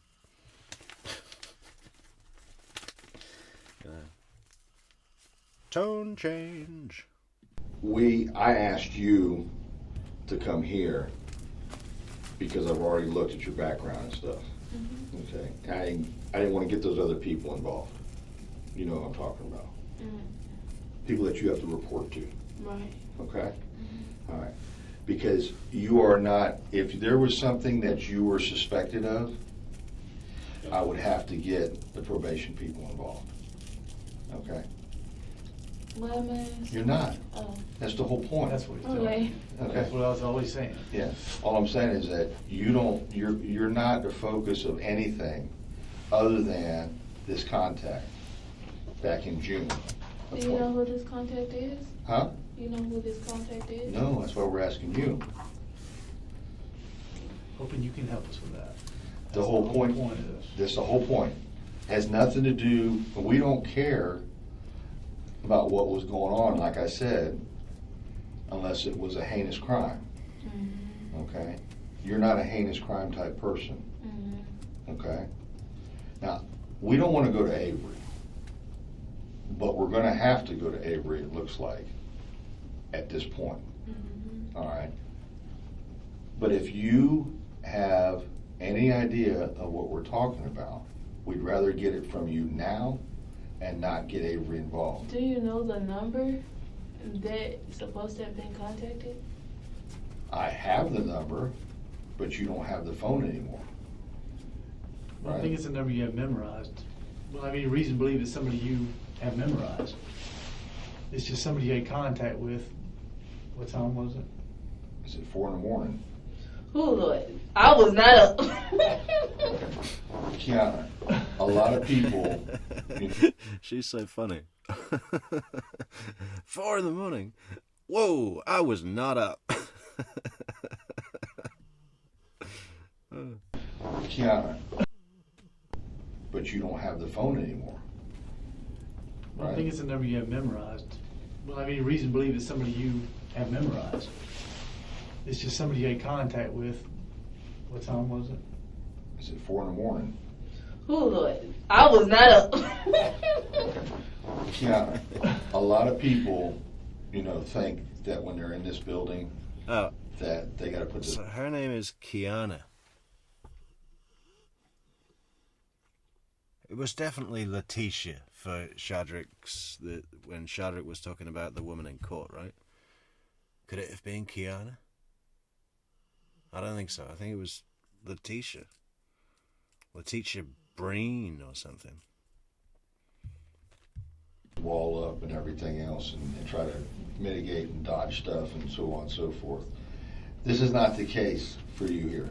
You're not even, all you're doing is saying, this, if you have it, this is who I talked to, this was what it's about, and then we go from there to determine whether that is valid or not. You are one phone call, okay? You are just one phone call that was placed between a very bad person in Miami. He didn't do anything to you. You're still breathing. You're still sitting here. That's how I know I haven't had no contact with another one. You don't know who you're talking to on the phone half the time. And guess what? If you were still tricking at the time, so be it. We don't care. Don't care. We just want to know the identity of the person. In other words, there was a phone call, there was some type of contact, okay? I believe that these guys, this guy in particular, they were up here, all right? And I believe this individual came to the budget inn Even saw you. and met you. I've never been to the budget inn except with Avery. Gotcha. But whether Avery was there, or like we said a minute ago, if Avery was pimping you, whichever the case may be. Margaret asks, why didn't they have 2 detectives interview Wendi? Why only Isom? Well, Pat Sanford is FBI, so it hadn't become a federal interest case at the point of Wendy's interview. They didn't know it was multi-state or potential multi-state. I mean, they knew Jeff was on his way to Tennessee, but that's not the point that you call the federal agency and say we've got an interstate. He wasn't even a suspect. He was just someone that they wanted to talk to. You remember how Sarah Latour, victim advocate, was talking about Jeff? I don't think so. Wendy's saying, Jeff sounds crazy when I talk about him like this. Really hoping for Sarah to jump on board with that, right? Like to go, well, jealousy is a powerful motivator. It can push well-adjusted people to drastic measures. Clearly, that's what happened in this case. That's what Wendi was. That was like the best case scenario for Wendi, right? And it fell flat. It fell flat. Wendi said, Jeff sounds crazy when I talk about him like this. And Sarah said, I don't think so. You haven't said anything that indicates it was him. Didn't really land well, did it? With Sarah, at least. B. Avery has never pimped anybody. Okay. This phone is a direct connection. Okay. This bad guy's number. All right. Talk to that phone. All right. And we're just trying to clarify. That's it. That's your total involvement. Yeah. Nothing else. Nothing else. You're not arrested. You're not suspicioned against or anything. It's just trying to verify that this number, who this person is that was talking on that phone. We need your help. Yeah. That's what we need. We need your help to tell us why this number, who this person is, why, 4 a.m, you called this guy, who he was. That's the thing. I don't be up that time in the morning. Well, something happened to cause you to be up this time. Over a year Over a year ago. It was last July, over a year ago, before your other child was born, right? Yeah, but this meant that I was in school. This meant that I went to bed at 9 to 10 o'clock at night. Okay. At the budget? Yes, you were going to bed when you were at that budget inn? It was only a block away from school. All I had to do was catch the C bus. So who else would have used your phone at 4 a.m. to call this guy? Avery. And where would Avery get these people's number? What was he doing I at the don't time? know. I couldn't tell you. He don't sell drugs. He hardly ever did drugs. All he did was stay home, take care of Gabriel at the time, or just try to find a job. At that time, he was working, I want to say, at Wendy's or at the car dealership, not car dealership, but the car wash down there on Tennessee Street by the Publix. And his what's your name? No, he was doing the painting for Seminole Ridge. He was doing the apartments. Okay. During that time, he was doing the apartments, painting, and everything else. And that's the main person who used my phone. Nobody actually used my phone except for the people he was around. Okay. Would he have been out at 4 a.m. doing something? Y'all were staying? You only stay there 3 days, so it's during that time period. Right? We stayed at the budget inn 3 days. Is that right? That's your recollection on those days? Not 3 days in a row. Maybe 2 days in a row, 2 nights? Yeah, we probably stayed 2 nights, but never 3 days. Well, 3 days would have been 2 nights. Would have been Just If you just yeah, paid for 2 nights, it would have been 3 days. When you stay there, who registers for the room? I did. Does he register too? No. All right.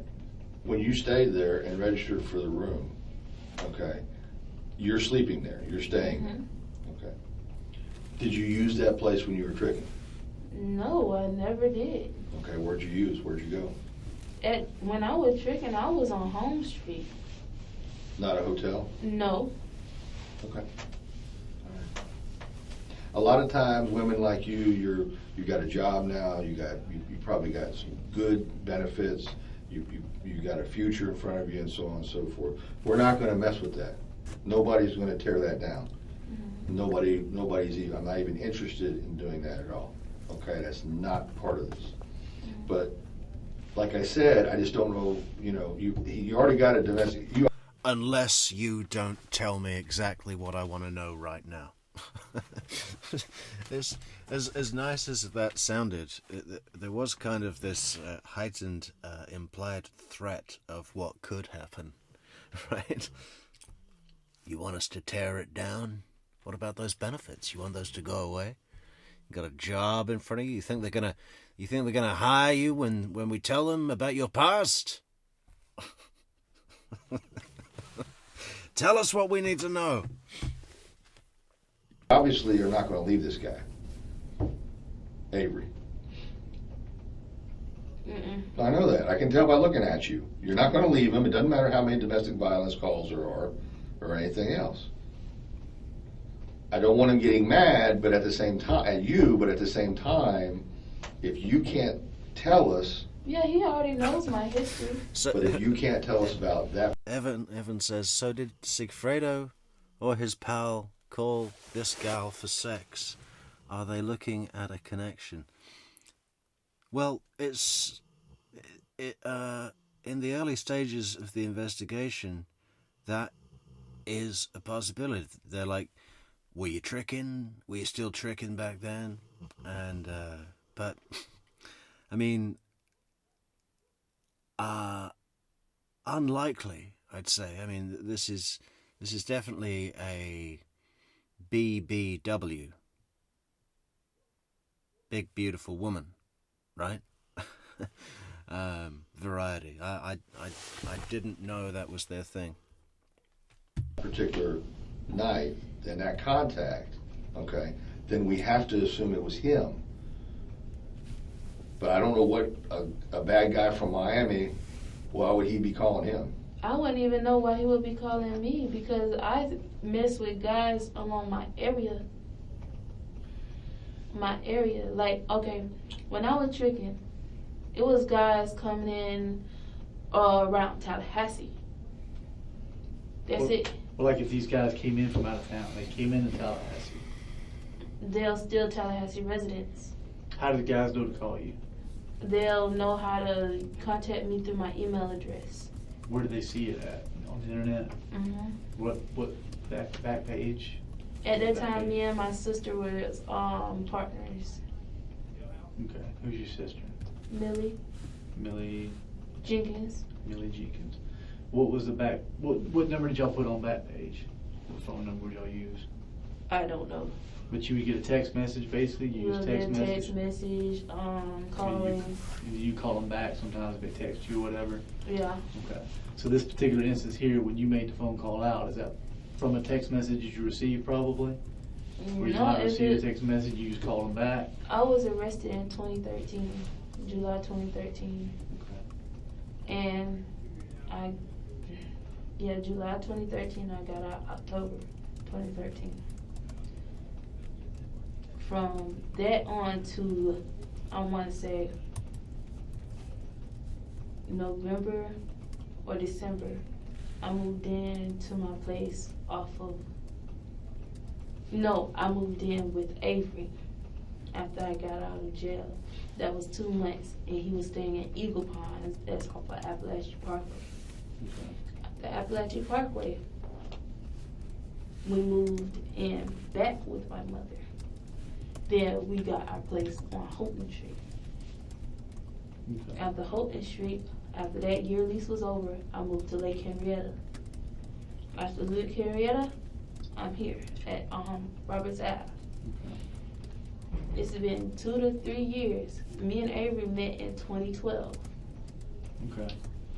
Before that, after we met, I wasn't into that.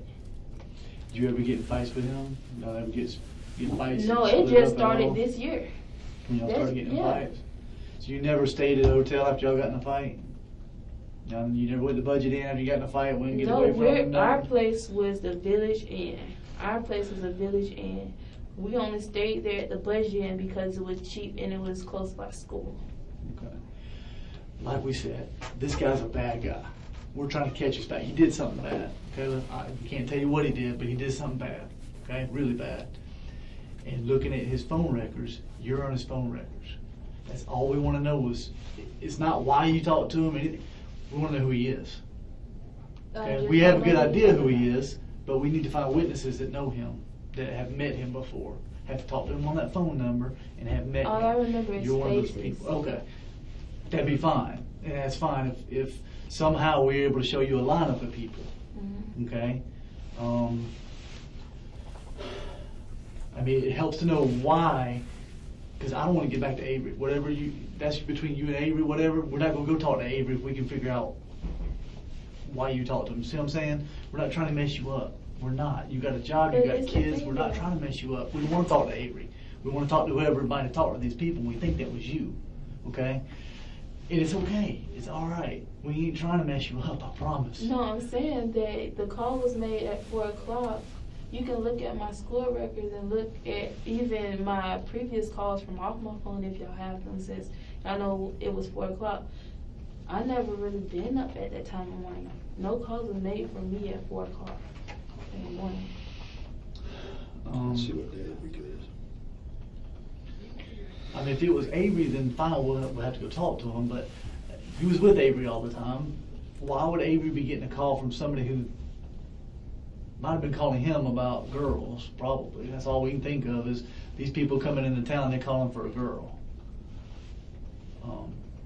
The only person I know who travels is Pooch. That's the only person I know who travels. Who's Pooch? Who's Pooch? Merch product. Who's Pooch? We've now got a character in this epic saga called Pooch. Who is Pooch? Who's Pooch?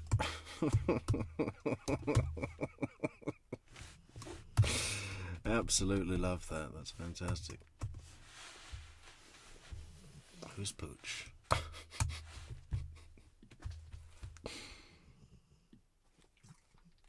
The only one I know goes out of town is Pooch. Who's Pooch?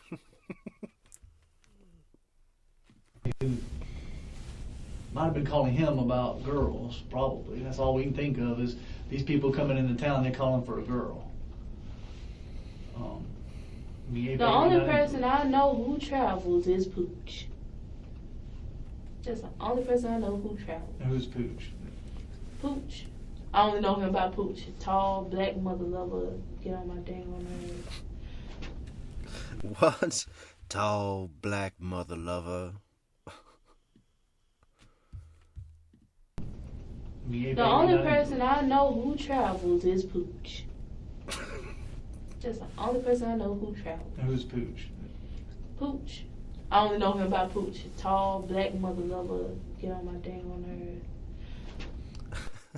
This girl is great. I only know him as Pooch. Tall, black mother lover that get on my dang nerve. Oh. What would Charlie Adelson have to say to that? Oh. This girl's good. I like it. Might have been calling him about girls, probably. That's all we can think of is these people coming into town, they're calling for a girl. The only person I know who travels is Pooch. Just the only person I know who travels. Who's Pooch? Pooch. I only know him by Pooch. Tall, black mother lover. Get on my dang on nerve. Okay. But he travels from city to city. My dang old nerves. Tall black mother lover that get on my dang old nerves. Fantastic. Is he taking girls city to city, you mean? I don't know. Okay. I don't know what he's into. I know he scammed us on taxes 2 years back. Okay. It's okay. It's all right. We ain't trying to mess you up, I promise. No, I'm saying that the call was made at 4 o'clock. You can look at my school records and look at even my previous calls from off my phone if y'all have them, since I know it was 4 o'clock. I never really been up at that time of morning. No calls were made for me at 4 o'clock in the morning. Let's see what day of the week it is. I mean, if it was Avery, then fine, we'll have to go talk to him, but you was with Avery all the time. Why would Avery be getting a call from somebody who might have been calling him about girls? Probably. That's all we can think of is these people coming into town, they're calling for a girl. The only person I know who travels is Pooch. Just the only person I know who travels. Who's Pooch? Pooch. I only know him by Pooch. Tall, black mother lover. Get on my dang on nerve. Okay. But he. Alright, I'm not going to play it again. Sorry, it's too much now. But I just lost the audio. But we're back. He travels from city to city. Is he taking girls city to city, you mean? I don't know. Okay. I don't know what he's into. I know he scammed us on taxes 2 years back. When's the last time you've been on Backpage? 2013. What was it? What's your sister's name again? Millie. Millie, is that her real name? Mm-hmm. What name she go by on Backpage? Ooh. What did you go by on Backpage? I think it was Sexy Red or something like that. Okay. Sexy Red.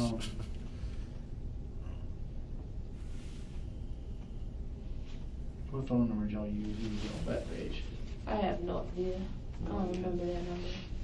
I remember I had a Virgin mobile phone. Nope. Actually, no, I didn't. I had a Verizon wireless phone, flip phone. Was it that 688 number? I doubt it. Because I was in jail for 3 months. That number was disconnected all the way. Gotcha. So you got the 688 number later on, after you got out of jail?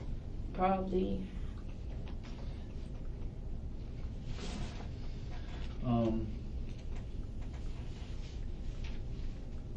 So we could even be off a little bit with the time, but there was a phone call that night. What's That's the budget the again. area code? Area code of the number that was called. Mhm. 305. Like I said, we don't believe you know these people.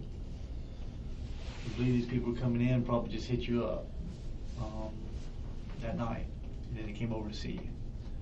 In June 2014. Mm-hmm.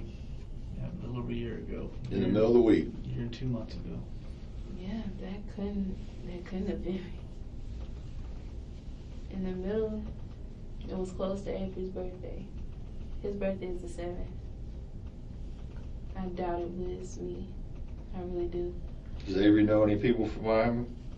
Avery know people that know people from all over. Avery, he's mostly known because him and his twin. So some people that contact him or whatever, it's like they're calling for someone else around him. Over there at Budget Inn, it was a dude over there that stayed over there. He used to come by the nights. He used to come over there to the hotel, banging on the door or something, asking to use the phone. And Avery will walk out there with him and let him use the phone, come back in, and when he knock again. So who's meeting up with Avery? Is Shadrick Pooch. Tall black mother lover, get on my dang old nerves. That could be Shadrick, right? Probably about 40. Yeah. Probably about 40. And he goes. What's he using the phone for? I don't know. The phone in the room? No, the phone, our cell phone. That must be what it is, right?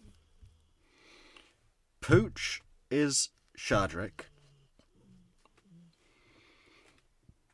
Avery is meeting up with Shadrick, and they're using some group burner phone or something like that for criminal endeavors.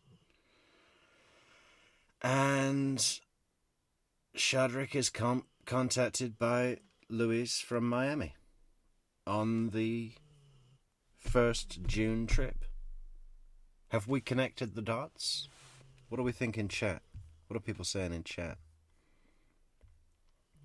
Oh, thank you, Amy, for the super chat. Let's get the goal. One more super chat to the goal, guys. I think we can do it. Yeah, I love the Pooch t-shirt.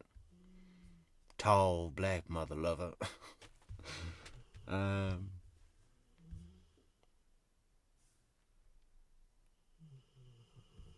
what do people think about that? Is Pooch Shadrick? Should we make a poll? Let's make a poll. He lived off of Basin Street. No, he was in a psych ward or something. I don't know. He said he had a warrant. When's Avery get out? Well, I guess he's still waiting for court, right? And has he got no bond? He has a bond. You're not gonna pay it. I was gonna pay it. You were? I was gonna pay it. Oh. But he got sitting there a little bit longer. Okay. He got sitting there a little bit longer. I got the bail bondsman already. All he is waiting for me is, we gonna call. He said, okay. You're not gonna get an injunction? We had an injunction. It was lifted because of the kids. So.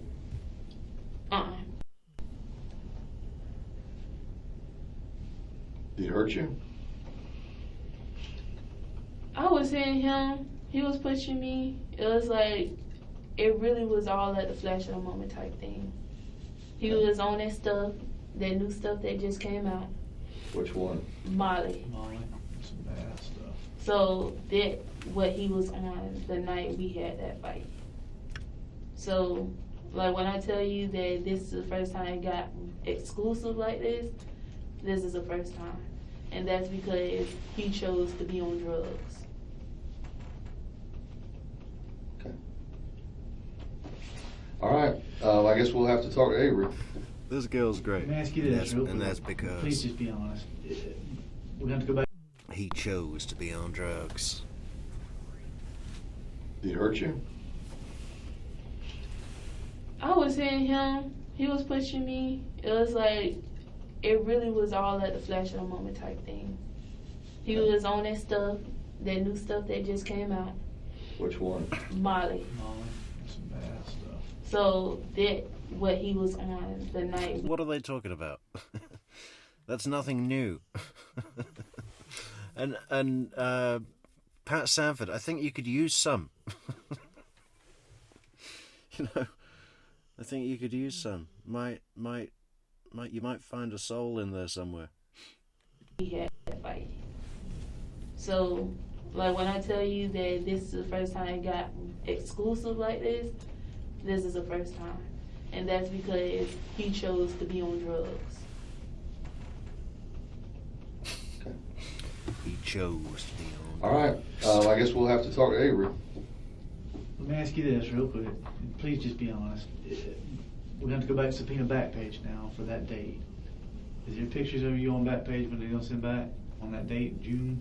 No. June 3rd and 4th? Nope. Of 14? No pictures of you Nope. and then of your sister? And y'all I don't know nothing about her. Okay, she was with you on them days? No. Okay. Me and her and my baby daddy don't get along. Okay. So There's none of you on there. There's None of me None of at you on there all. whatsoever. Okay. Well, if you were advertising, how could you not be on there? I won't be on there. You advertised on Backpage, Mhm. but you won't be on there. I won't be on I won't be on there for that day. I won't be on there. You won't see me on there till 2013. That's the last time. That's the last. And you took it down? Or you just let it expire? I let it expire. So it could still be up there. I hope not. How do you know it's expired? Because it was what, a 3-day expiration day? I don't know. I don't know nothing about it. I've never had an ad on there. What about you, Pat? How long does it take? It's about 3 days. Okay. Yeah, 3 days is done. All right. About 3 days. Yeah. So, no way, nothing you can think of that why these people are on your phone. I mean, nothing else you can think of to help us? No The other only reason? person I know that other than using my phone was Avery and his friends. I don't know many of his friends. I don't want to know many of his friends because they're bad influences. Well, is he from Miami? Who? Avery. No, he's from Mississippi. Well, does he know people from Miami? No, I doubt it. He never came to me or asked me did I want to go to Miami to meet anybody. He never introduced you to anybody from Miami? Nope. You never saw any 305, 786, 954 area codes? Mm-mm. Nothing like that? No, unless it was deleted, and the only person that deleted is the person that lived on Basin Street.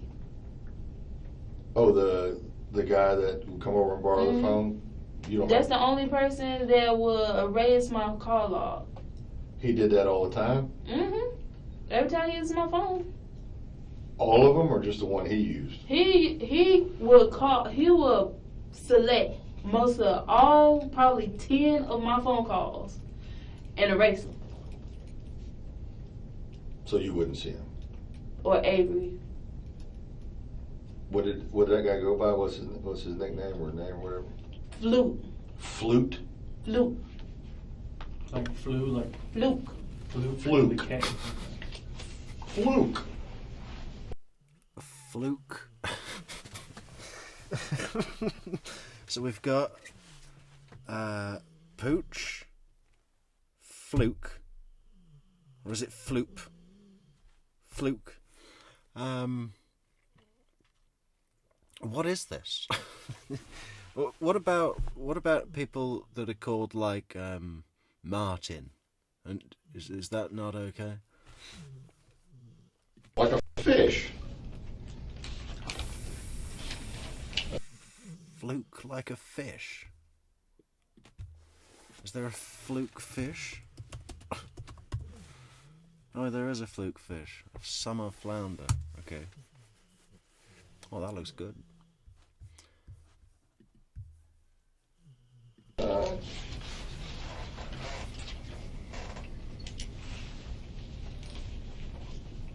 And he lived on Basin? Mm-hmm. Behind the budget end, like 3 rows back. How old was this guy? I have no idea. I know he was older than me and Avery.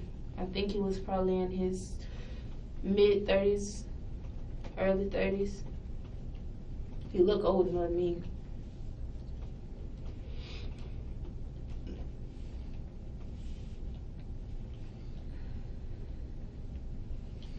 He did this every time y'all went to, he knocked on all the doors, or he's looking for Avery? He knew which room we were in.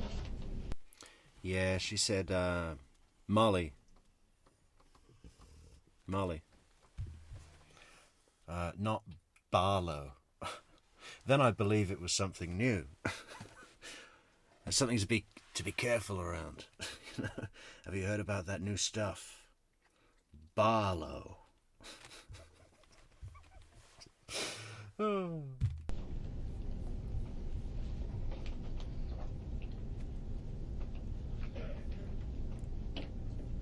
I remember the first night we stayed, probably in the same week y'all talking about. If this the same 2 nights, we had a room upstairs, and because that room was raggedy, we had asked them to give us our refund, but instead of giving us our refund, they gave us $15 in a room in one of the good rooms. And he knew which room that was going to be? I guess so. I remember it was a dude probably that night before. He had brought a motorcycle or a scooter trying to sell it. But aside from that, those two guys is the only guys that knew where we were. Okay. And my mom. All right.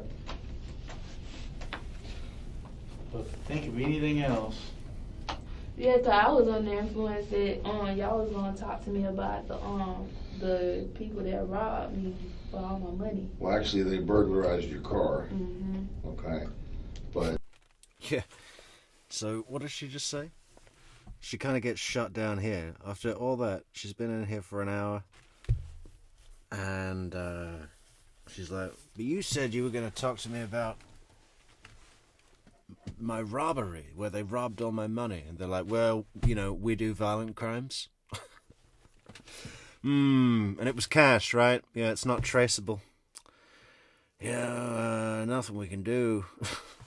Now that we've got everything that we need. Sorry, you're out of luck. Those two guys is the only guys that knew where we were. okay. And my mom. All right. But think of anything else. Yeah, 'cause I was under influence that y'all was gonna talk to me about the people that robbed me for all my money. Well, actually, they burglarized your car. Mm-hmm. Okay. But we deal with violent crimes. Okay. And that's why we're talking to you about this. There's no development. I checked to let you know. There's no development on your case. I believe it was cash that was taken out of your car. Yeah, it was cash. You should not leave cash in your car. This the thing, right? Oh, yeah, you should not leave cash in your car. In fact, if you leave cash in your car, it's not even a crime to steal it. Same people that was standing with me kind of found out was the same people that took my money. They went up under the mattress that I was sleeping on in the living room and took my keys. Made it look like somebody had broke into my car from the window. The police officer that came, he didn't even look at the windows on my car. He didn't even take pictures, no nothing. I took the pictures, no fingerprints, no nothing. And I'm like, what's going to happen? He give me his card with really nothing on it. Well, the unfortunate thing is cash is not traceable. Your cash and my cash is the exact same stuff. So that's a pretty good feat, though, getting the keys out from Oh, yeah? underneath the Your cash and my cash is the same stuff. So, how about we split? How about you give me half what was stolen from me? I mean, if our cash is the same stuff, then really, General Ison, you were robbed.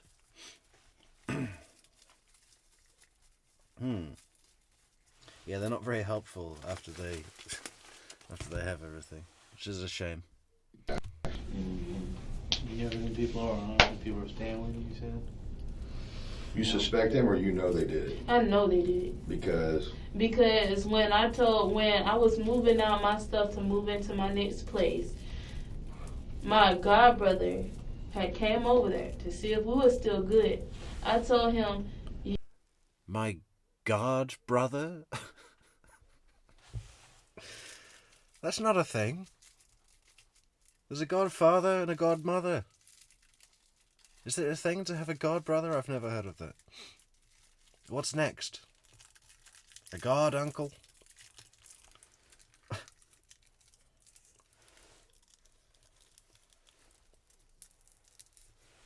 you and your old lady took my money. He said, how you know that? I said, because you can't break in that window. You can't even get one of them the sticks that go up in the window to get into the window. I tried. Even professionals have tried to come. That when I got locked out of my car, I opened my car. Ain't no person gonna come in through the window. Y'all had to have my keys. Were your keys missing the next morning? No. They put them back? So she's saying that she has a car that is impossible to break in, but even after the professional came round, he couldn't get in, but then she got in? How? I want to know that bit. How did you do it? Oh, they hid it in the bathroom. But when he said that, well, sis, I can't really say that. Cece probably did it. I said, how would Cece get my keys unless one of y'all had took them? Right then, my baby father Avery's friends had came to see if I was okay. He was like, fuck this, I'm gone. Fuck your shit. I spit that shit and rolled off. That's how I know they took it. Fuck that shit, I spit in your shit and rolled off. I love this girl.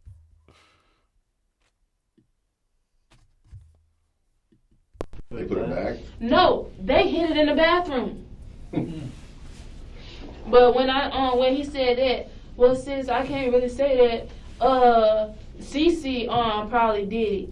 I said, how would Cece get my keys unless one of y'all had took them? Right then, my baby father Avery's friends had came to see if I was okay. He was like, fuck this, I'm gone. Fuck your shit, I spit that shit and rolled off. That's how I know they took it.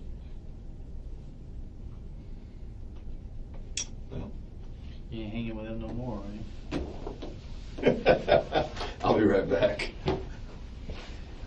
You need to, They stole about $1,000. Is $1,000? Yes. That was from my $278 paycheck.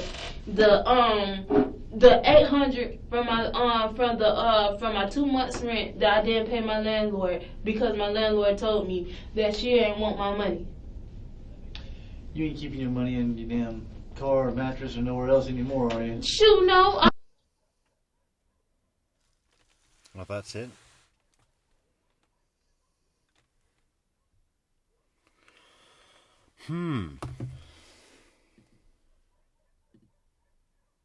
So, what do we have now? Should we do another one? What time is it?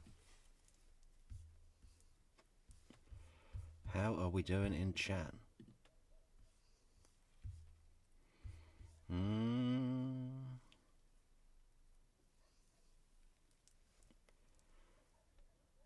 don't know if we should start another one now. How about a little wiretap? How about a little wiretap? Let's see what we got. Let's find something fresh. Let's find something Adelson. Give me a second here. Where is it? This one, this one, this one, this one. Wiretaps.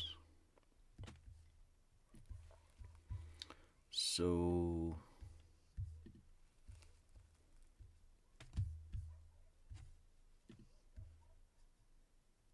10 minutes. Sure, let's take a look at that. Where can we put it? Right here.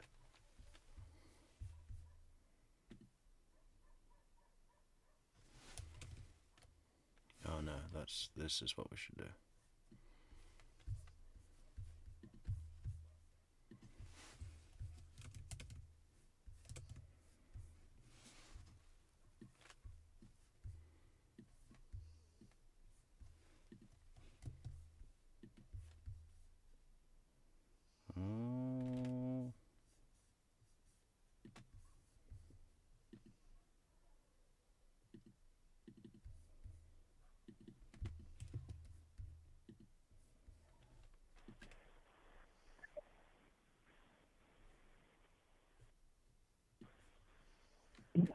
Hello.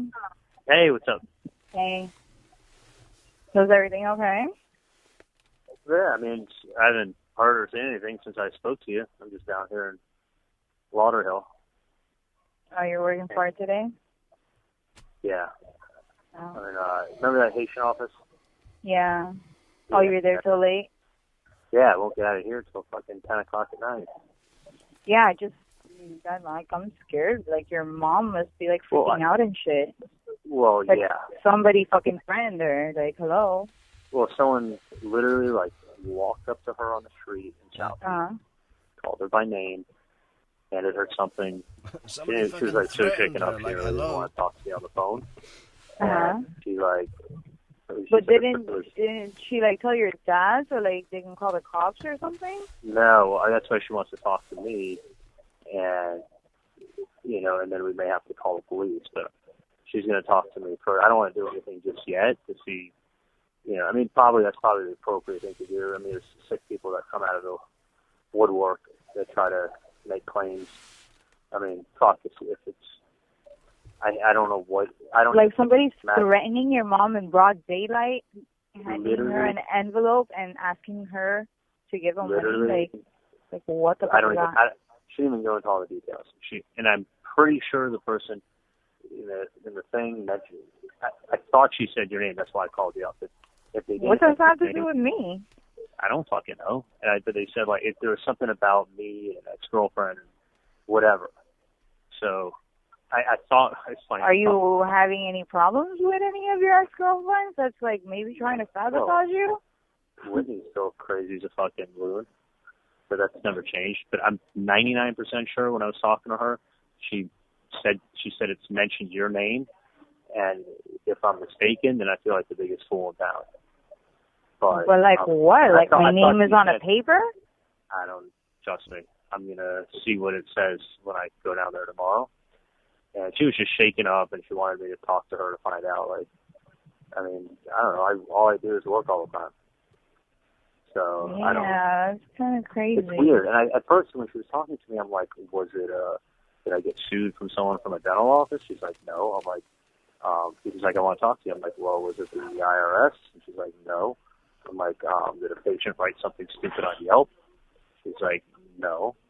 Yeah, but how would they like, know your mom's name? Like, that's weird. I know her name and knew who she was and walked right up to her. She said the person wasn't threatening. They were very polite.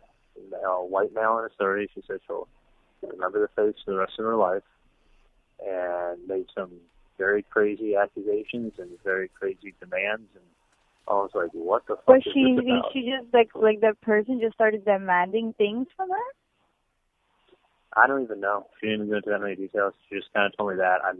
I thought she'd mentioned your name, but again, I may be mistaken. So I go talk to her and see what they wrote. And then the kids were in the background. They were making noise. So I'm like, all right, I'm coming down. Your mom said to talk to me? What's that? Your mom said to talk to me? No. I'm gonna go down. I said the kids were in her background, not your kids. Oh. And I was like, let me just. I'm like, no, I'm just gonna go. No, Mom wants to talk to me. I mean, she's. Who knows? I mean, if it was another girl's name and not your name, I'm gonna feel like an idiot. But for some reason, I thought. Yeah, like I have no problem with you whatsoever. So.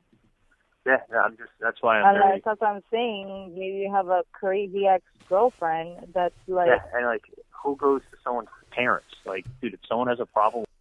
Your mom wants to talk to me? No. What use would that be? You're not that important. We want you to take care of this for us. With me? That's yeah. I'll talk to your mom, but the odd thing keeps running through my. And if you need to put yourself in any danger or risk, we're fine with it. Ed, is that obviously, I think it's just some sicko from the newspaper looking people up, because the only reason is this, is that if it had anything that come from me or involved me, it would have just come to whoever it is would have come to me. Do you know what I'm saying? Yeah, but like that's why? harassment to your mom. Oh, yeah. Like, I mean, okay, that's like not cool. Like that's this something. kind of thing. Like that's a fucking. The first thing would have been like, who the fuck are you? Why are you giving me this piece of paper? Yeah. Like, trust like me. Like I said, I wish I knew more, but the kids were in the background, and it was like she couldn't even talk to me. And I said, all right, I'm coming down tomorrow. I'm going to have her make a copy of the paper, and I'm going to take a look at it. And I don't. Yeah, like I said, but it's kind of like you shouldn't let something like that linger. Like, is she going to be in a safe place? Like, well, no, they have a very safe building. I mean, the person came up with her on the street. Like, I know, but you don't know how crazy it is. Like, whoever it was, fucking crazy people out there. And you got to realize it's south of 5th. It's not like you're in the fucking. I mean, south of 5th is on lockdown. There's cops on every other street on south of 5th. There's cops that they just keep south of 5th sitting there. So it just was crazy that somebody would just walk. Someone knew who she was, knew where she'd be, at what time she'd be there. That's why I'm afraid. Like, hello, like, how can it be that, like, things like that is stuff that you see on TV. Like, that's why I'm scared. That's why I'm like calling you back, because it's like, shit. Well, like, that's how I know. Yeah, you have a safe place. Yeah, but I know, but Katie, if someone wants to find you, they find you. It doesn't matter who you are or where you are, unless you're the President of the United States. If they want you, they get you. I know, but why would they threaten your mom about anything? I don't know what exactly they threatened. I think it was just more of a demand. So what I'm saying is I don't know, and I'm going to find out tomorrow. I thought my mom said that the letter had mentioned your name, but this is a weird thing that keeps running through my head. If it mentions your name, and obviously you're my ex, why wouldn't the person just come find me and talk to me? I'm easy to find. Like, come find me and come talk to me. Why deal with my mom if it involves one of my exes? Like, I don't even know why she fits into anywhere in all this. It's the whole thing. The whole thing is very. Yeah, I don't think anybody's gonna talk about me. Like, I'm like your 100th ex. Yeah, you're like. You've gone out with probably every Katie in the world. Well, and like I said, I haven't seen the letter. If it didn't mention your name, it mentioned some other chick's name, then But you're scaring me now. Like, what the fuck? Like, I know. Shit, I don't want a random person coming up to me. Well, of course, and I got like 10,000 exes and baby mamas. Exactly. And baby mamas. So it could be one of my baby mamas. Yeah, but it's like it's for somebody to come up to your mom and stuff like that, and like in broad daylight, that's scary. Yeah. Anytime a stranger does that, that's scary. And hands you an envelope. So hang on a second, I gotta sign something. Where am I signing? Okay. That wasn't a root tip, that was bony sequestration. That's what it was, right? I mean, you should try to. Go ahead.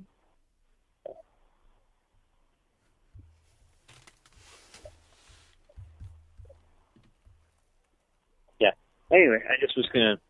I mean, you should try to like talk to your mom, not make sure that she's okay. I mean, not talk to her, but like. She's fine. She was just startled, and it's hard to get her on the phone because of the kids. That's why I'd rather just talk to her in person. So I'm gonna say, like, you should try to talk to her tonight. Like, I don't know. Yeah, but sometimes it's hard to talk on the phone because of the kids. No, I know, but don't talk to her on the phone. Talk to her. Go see her. Like, that's your mom. I know, but I'm not going to get down there till 11 o'clock, and then my dad's going to, I don't even know if she wants to say anything to my dad because she doesn't want to upset my dad. That's why she wants to talk to me to see what and I'm curious as hell. I have no idea what anything can involve you or any other ex or what it's involved. Part of me wants to go down there, and other parts, like, she doesn't want to say anything to my dad. She wants to, like, ask me if I know of anything or if anything, probably pick my brain first and then talk to my dad. But I'll see. If it did mention your name, I'll let you know. If it didn't mention your name, then I'll try to find out which one of my other 87 exes it could be. I don't have anything to do with you. I have a very good relationship with you. So it's not that. I just don't. I hope. I want to listen. I'll keep you in the loop if you're in the loop. If you're not in the loop, you're not in the loop. So if it mentions your name, when I see it, you just start calling every ex you have. What's that? Did you start calling every ex you have? Because, I'm going to be on the phone for like 3 days. Listen, yeah. If it mentions your name, I'm slammed here at the office. If it mentions your name, I'll come see you tomorrow and show you what it says. If it doesn't, I'll probably show you what it says anyway and pick your brain, because you're like one of my best friends. So, no worries. At least it's not the IRS or Is it because I work for you? I got no fucking clue. I mean, I think the thing is just someone looking for money. There's a lot of fucking whack jobs out there. Let me call you back as I'm still at the office, but I'll definitely, after I see what it is, if it has anything to do with you, then I will definitely reach out to you tomorrow. What does it do with me? Like, oh my God, you're scaring me. Like, I know. Listen, obviously, listen, if it was a police matter, the police would come knock on my door, I'd talk to them and help them out with whatever they could. If it's a fucking lunatic, then you deal with lunatics different ways. I'm supposed to get, like, employee of the month. What the fuck did I do Stop wrong? it. If it's a fucking lunatic, then we deal with lunatics different ways. Stop it. Just make sure you call those patients that they gave you. No. What I meant by that is that wasn't a death threat or a command for another homicide. No. That was me saying Sigfredo is so dangerous that the only way to stop him is to kill him. List from the other day. I gotta go. I did. Okay? I always You got it. do. All right, I gotta go. Bye.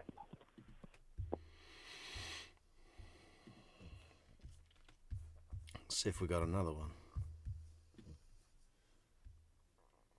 These are all mixed up. Just all mixed up. I'm trying to look for ones that are long enough. Oh, what was that?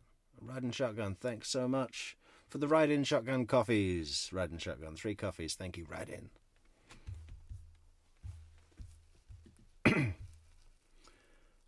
28 seconds. You see, some of them are like 28 seconds. I'm not even going to bother.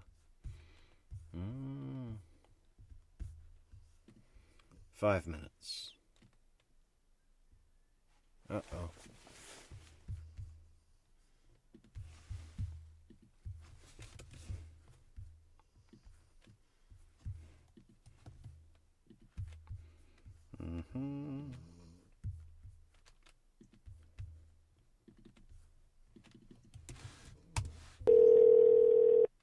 Hey. Oh my God, I hate that. He was like, what? I was like, oh yeah. I was like, I don't think they properly put my tires in because they completely wasted. I don't think they properly put my wobbly tires in. What is it with her and talking about vehicles where she goes into this staggered sort of, thing? Hey, look, we met our goal and exceeded our goal from the fantastic Molly and the fantastic Victoria Girl. Thanks so much, Molly and Victoria Girl. Molly Monica. Monica Molly. And how...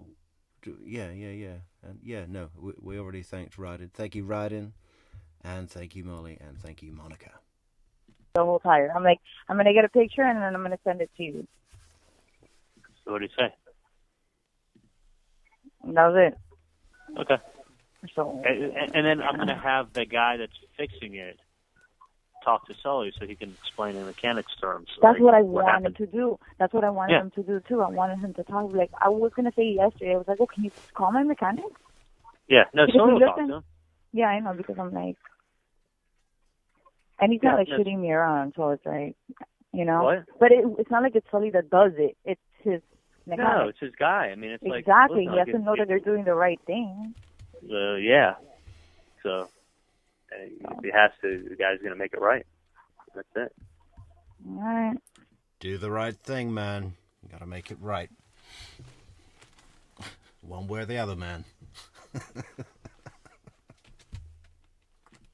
is what it is. Okie dokie, Smokey. Sorry, you're dealing with that nonsense. Yeah, well, I just kind of, in that sense, I kind of just wanted to take care of it because it was just that, whatever. No, I know it's just not. You know what I mean? Like, it was just like, what am I supposed to do? I didn't know it was going to go to that extreme. I just wanted to get it checked.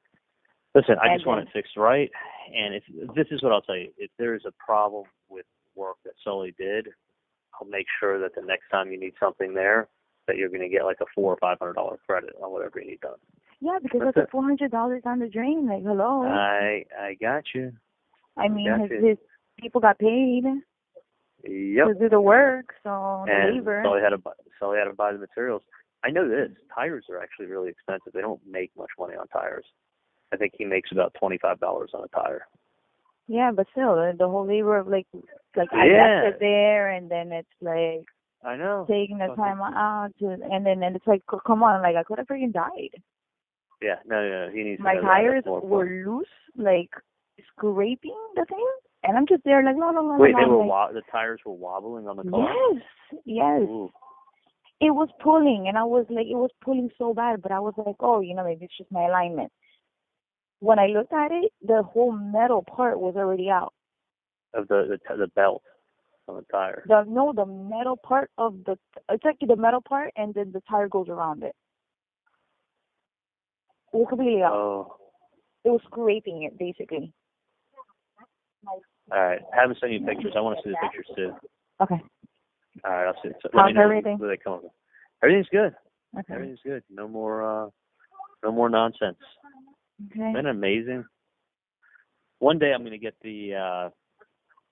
one day I'll get that tape that I've been recording with my rap for my rap tape. But that's. And I'll let you. His rap tape. Okay, can we put a Freedom of Information Act request in for Charlie Adelson's rap tape?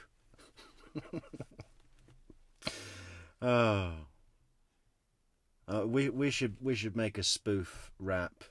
Let's have a think about that. What would he be rapping about? Divorce presents, TVs, sushi, lobster. I'll let you listen to my latest track. Yeah. Right before. Or is this code? Is this code? Is there a rap tape? I drop the mic. I'll let you listen to my latest track. Yeah, I can't wait. Before I drop the mic. I don't understand. You know what? I don't understand how white people talk. I don't get it. How I don't understand why people lingo. Drop the mic means I'm like ready to drop another like #1 single. Oh, okay. Yeah. You don't understand the lingo, do you? No, I don't. I'm just like, no, I'm basically just, yeah. It's like, when you just nod, but you're really saying no. Next time I go in the studio, I'll record one for you. Okay. You'll understand. No, I'm not an idiot, bro. Yeah, I'm pulling your bones. I know, but it was what I thought it was 1,000% what it is. It is what it is. Yeah, but then it's like, I don't know. No, it is what it is. Sometimes you let sleeping dogs lie. Mm. There's nothing. There's nothing. That patient that I was telling you about in the office, if they had anything, they would have gone to the board of dentistry. They would have gone right to the board of dentistry. They would have made their complaint because they like to write paperwork and they like to bring action to the board of dentistry.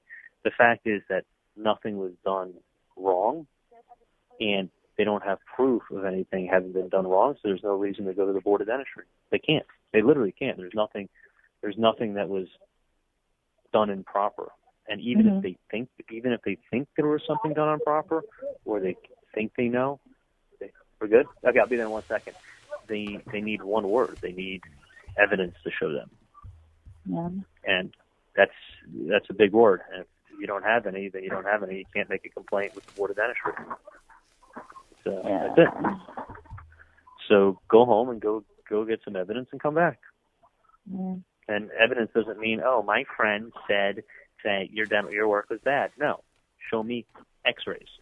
Show me impressions. Show me charts that aren't correct. That's evidence. Not, my friend said this. Well, my friend said that. My friend said that. You know? Yeah, why do you have to do that weird voice? because that's my friend. I hate that. I know. I guess I'm going to work. I'll call you later. Bye.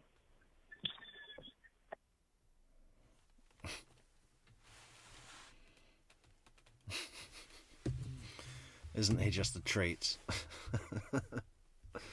Okay, maybe one more. Maybe we can do one more short one.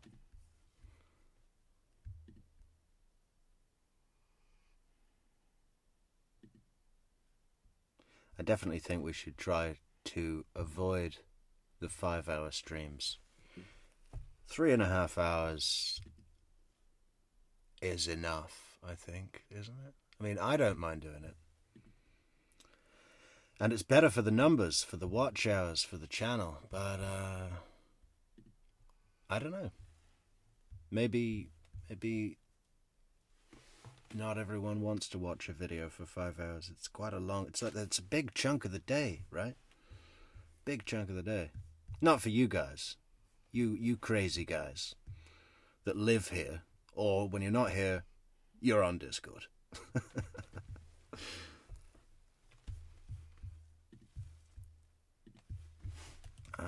Okay, let's try this one.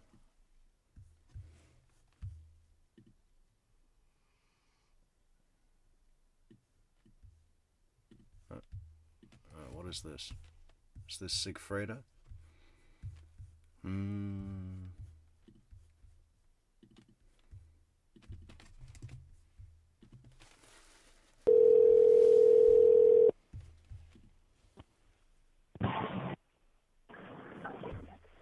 Hello? Hello. Yeah, it's the Fed. Yes? Hello. Go on. Yeah, you got feds outside your house. Are you serious? Yep. And they're plugged 3 houses down, like on the side of the street. Okay, what the fuck? Just lay low for a second. Let's see what finishes up with people. Yeah, I drove around. The driver of that. That would be like being hunted, wouldn't it? You got feds outside your house. The hyenas are closing in. Car is still not in the car, so good chance party around the back. But he's definitely the first. What the fuck? Are they gonna just like bust in my house? No, they can't do that without a warrant. Okay, it looks like they have something in their hand. What? It looks like they have something in their hand. Yeah. Like a gun or a sheet of paper or what? Something in their hand. Well, okay, that could be a threat or not. We need to know what is in the hand. I don't know what to tell you. I don't think they're ready to bust down a door because it's literally just one truck with 2 guys. Huh? They're not gonna bust in a door with 2 guys. Oh my God! Please stay on the phone. Yeah, of course. Yeah, but what if those 2 guys are waiting for, 25 guys, and they're just,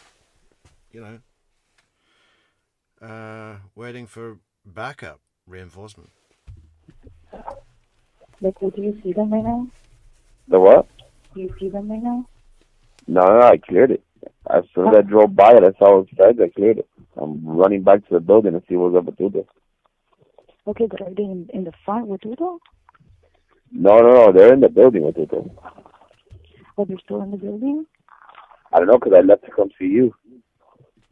I left to go make sure that it was fucking feds. It's good that it's feds at your house. It's bad if it was something else at your house.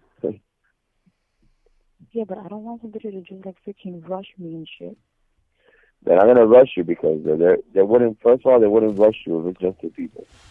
If they're gonna rush the house, you'll have units out there, Like, what do you see though? Like, just like, can you stay on the, like, let me know? All I saw was a white F-150 with a guy inside, which you can see clearly that's fed. And then the driver of that car, I don't know where he's at. I don't know if he's walking around the back of your house. I don't know if he's walking around to see if he sees any of the windows. Yeah, he wasn't in front of your house, though. Yeah. You're not helping, man. The driver, I don't know where he's at. I don't know if he's around the back of your house or trying to find another way in. Katie, any noise, like a tree branch blowing against the window, she's going to be freaking out. You can hear the panic in her voice, huh? Oh my God, what the hell is going on? Well, it's called the consequences of your actions. That's what's going on, Katie. I'm pretty sure it has something to do with not doing all niggas. Oh God, You know? I don't know what to think. I just don't want somebody to like fucking come here to me. Yeah. Just try to, lay low. I can't lay low. I'm talking about lay low as far as don't go around any windows of your house. Just let them think there's no one there. I'm fucking freaking out. Nothing there. I'm fucking freaking out. Like, I don't want to live. And I want to know what's going on. Wait, hold on. The what? And I want to know what's going on with Tuco. Yes, I'm going to try to find out right now. I just drove into the Philadelphia. Call me. Yeah, remember the call with Charlie? Yeah, they just made a big mistake. They're gonna pay. Motherfucker! You motherfucker! It's all an act, really, isn't it, Katie? You don't have a clue what you're doing. Sorry. Okay, I think we should close it off for the evening. Fellows. Let's close it off for the evening, right? Well, that was great, guys. That was great. We had a look at some stuff. We had a look at some other stuff. And in between there, we saw some stuff. And it was great. And thank you so much for all of the chatters, moderators, fantastic moderators, and supporters, coffee supporters, super chatters, super sticker givers. Remember to like the video, please, on your way out. If you're still here, that would be great. How do we do on likes? Do we slide? Do we skip on the likes? Let's check it out. No. Yeah, we got more than 100%. More than 100%. 120% likes. Good. Yeah, we'll be back. We'll be back tomorrow. We got more stuff. Thinking of maybe sticking with the Adelson case, or maybe quickly going to do another case. But maybe we can put a poll out for that or something, or just chat about it on Discord. Right? Everyone should come to Discord. Link in the description. Come and join the community on Discord. Yeah, that's a good place to be, and it's free, and it's just like our community here, but on Discord. And 24/7, wherever you are in the world, there's always something going on with the True Crime Metrix Discord. Yeah. Anything else? Any business? Soap? Any business? New business. We were just about to go on to new business. So, yeah, she's out. She's out. Just like me. Because True Crime Metric's out, right? Thank you, guys. Thank you so much.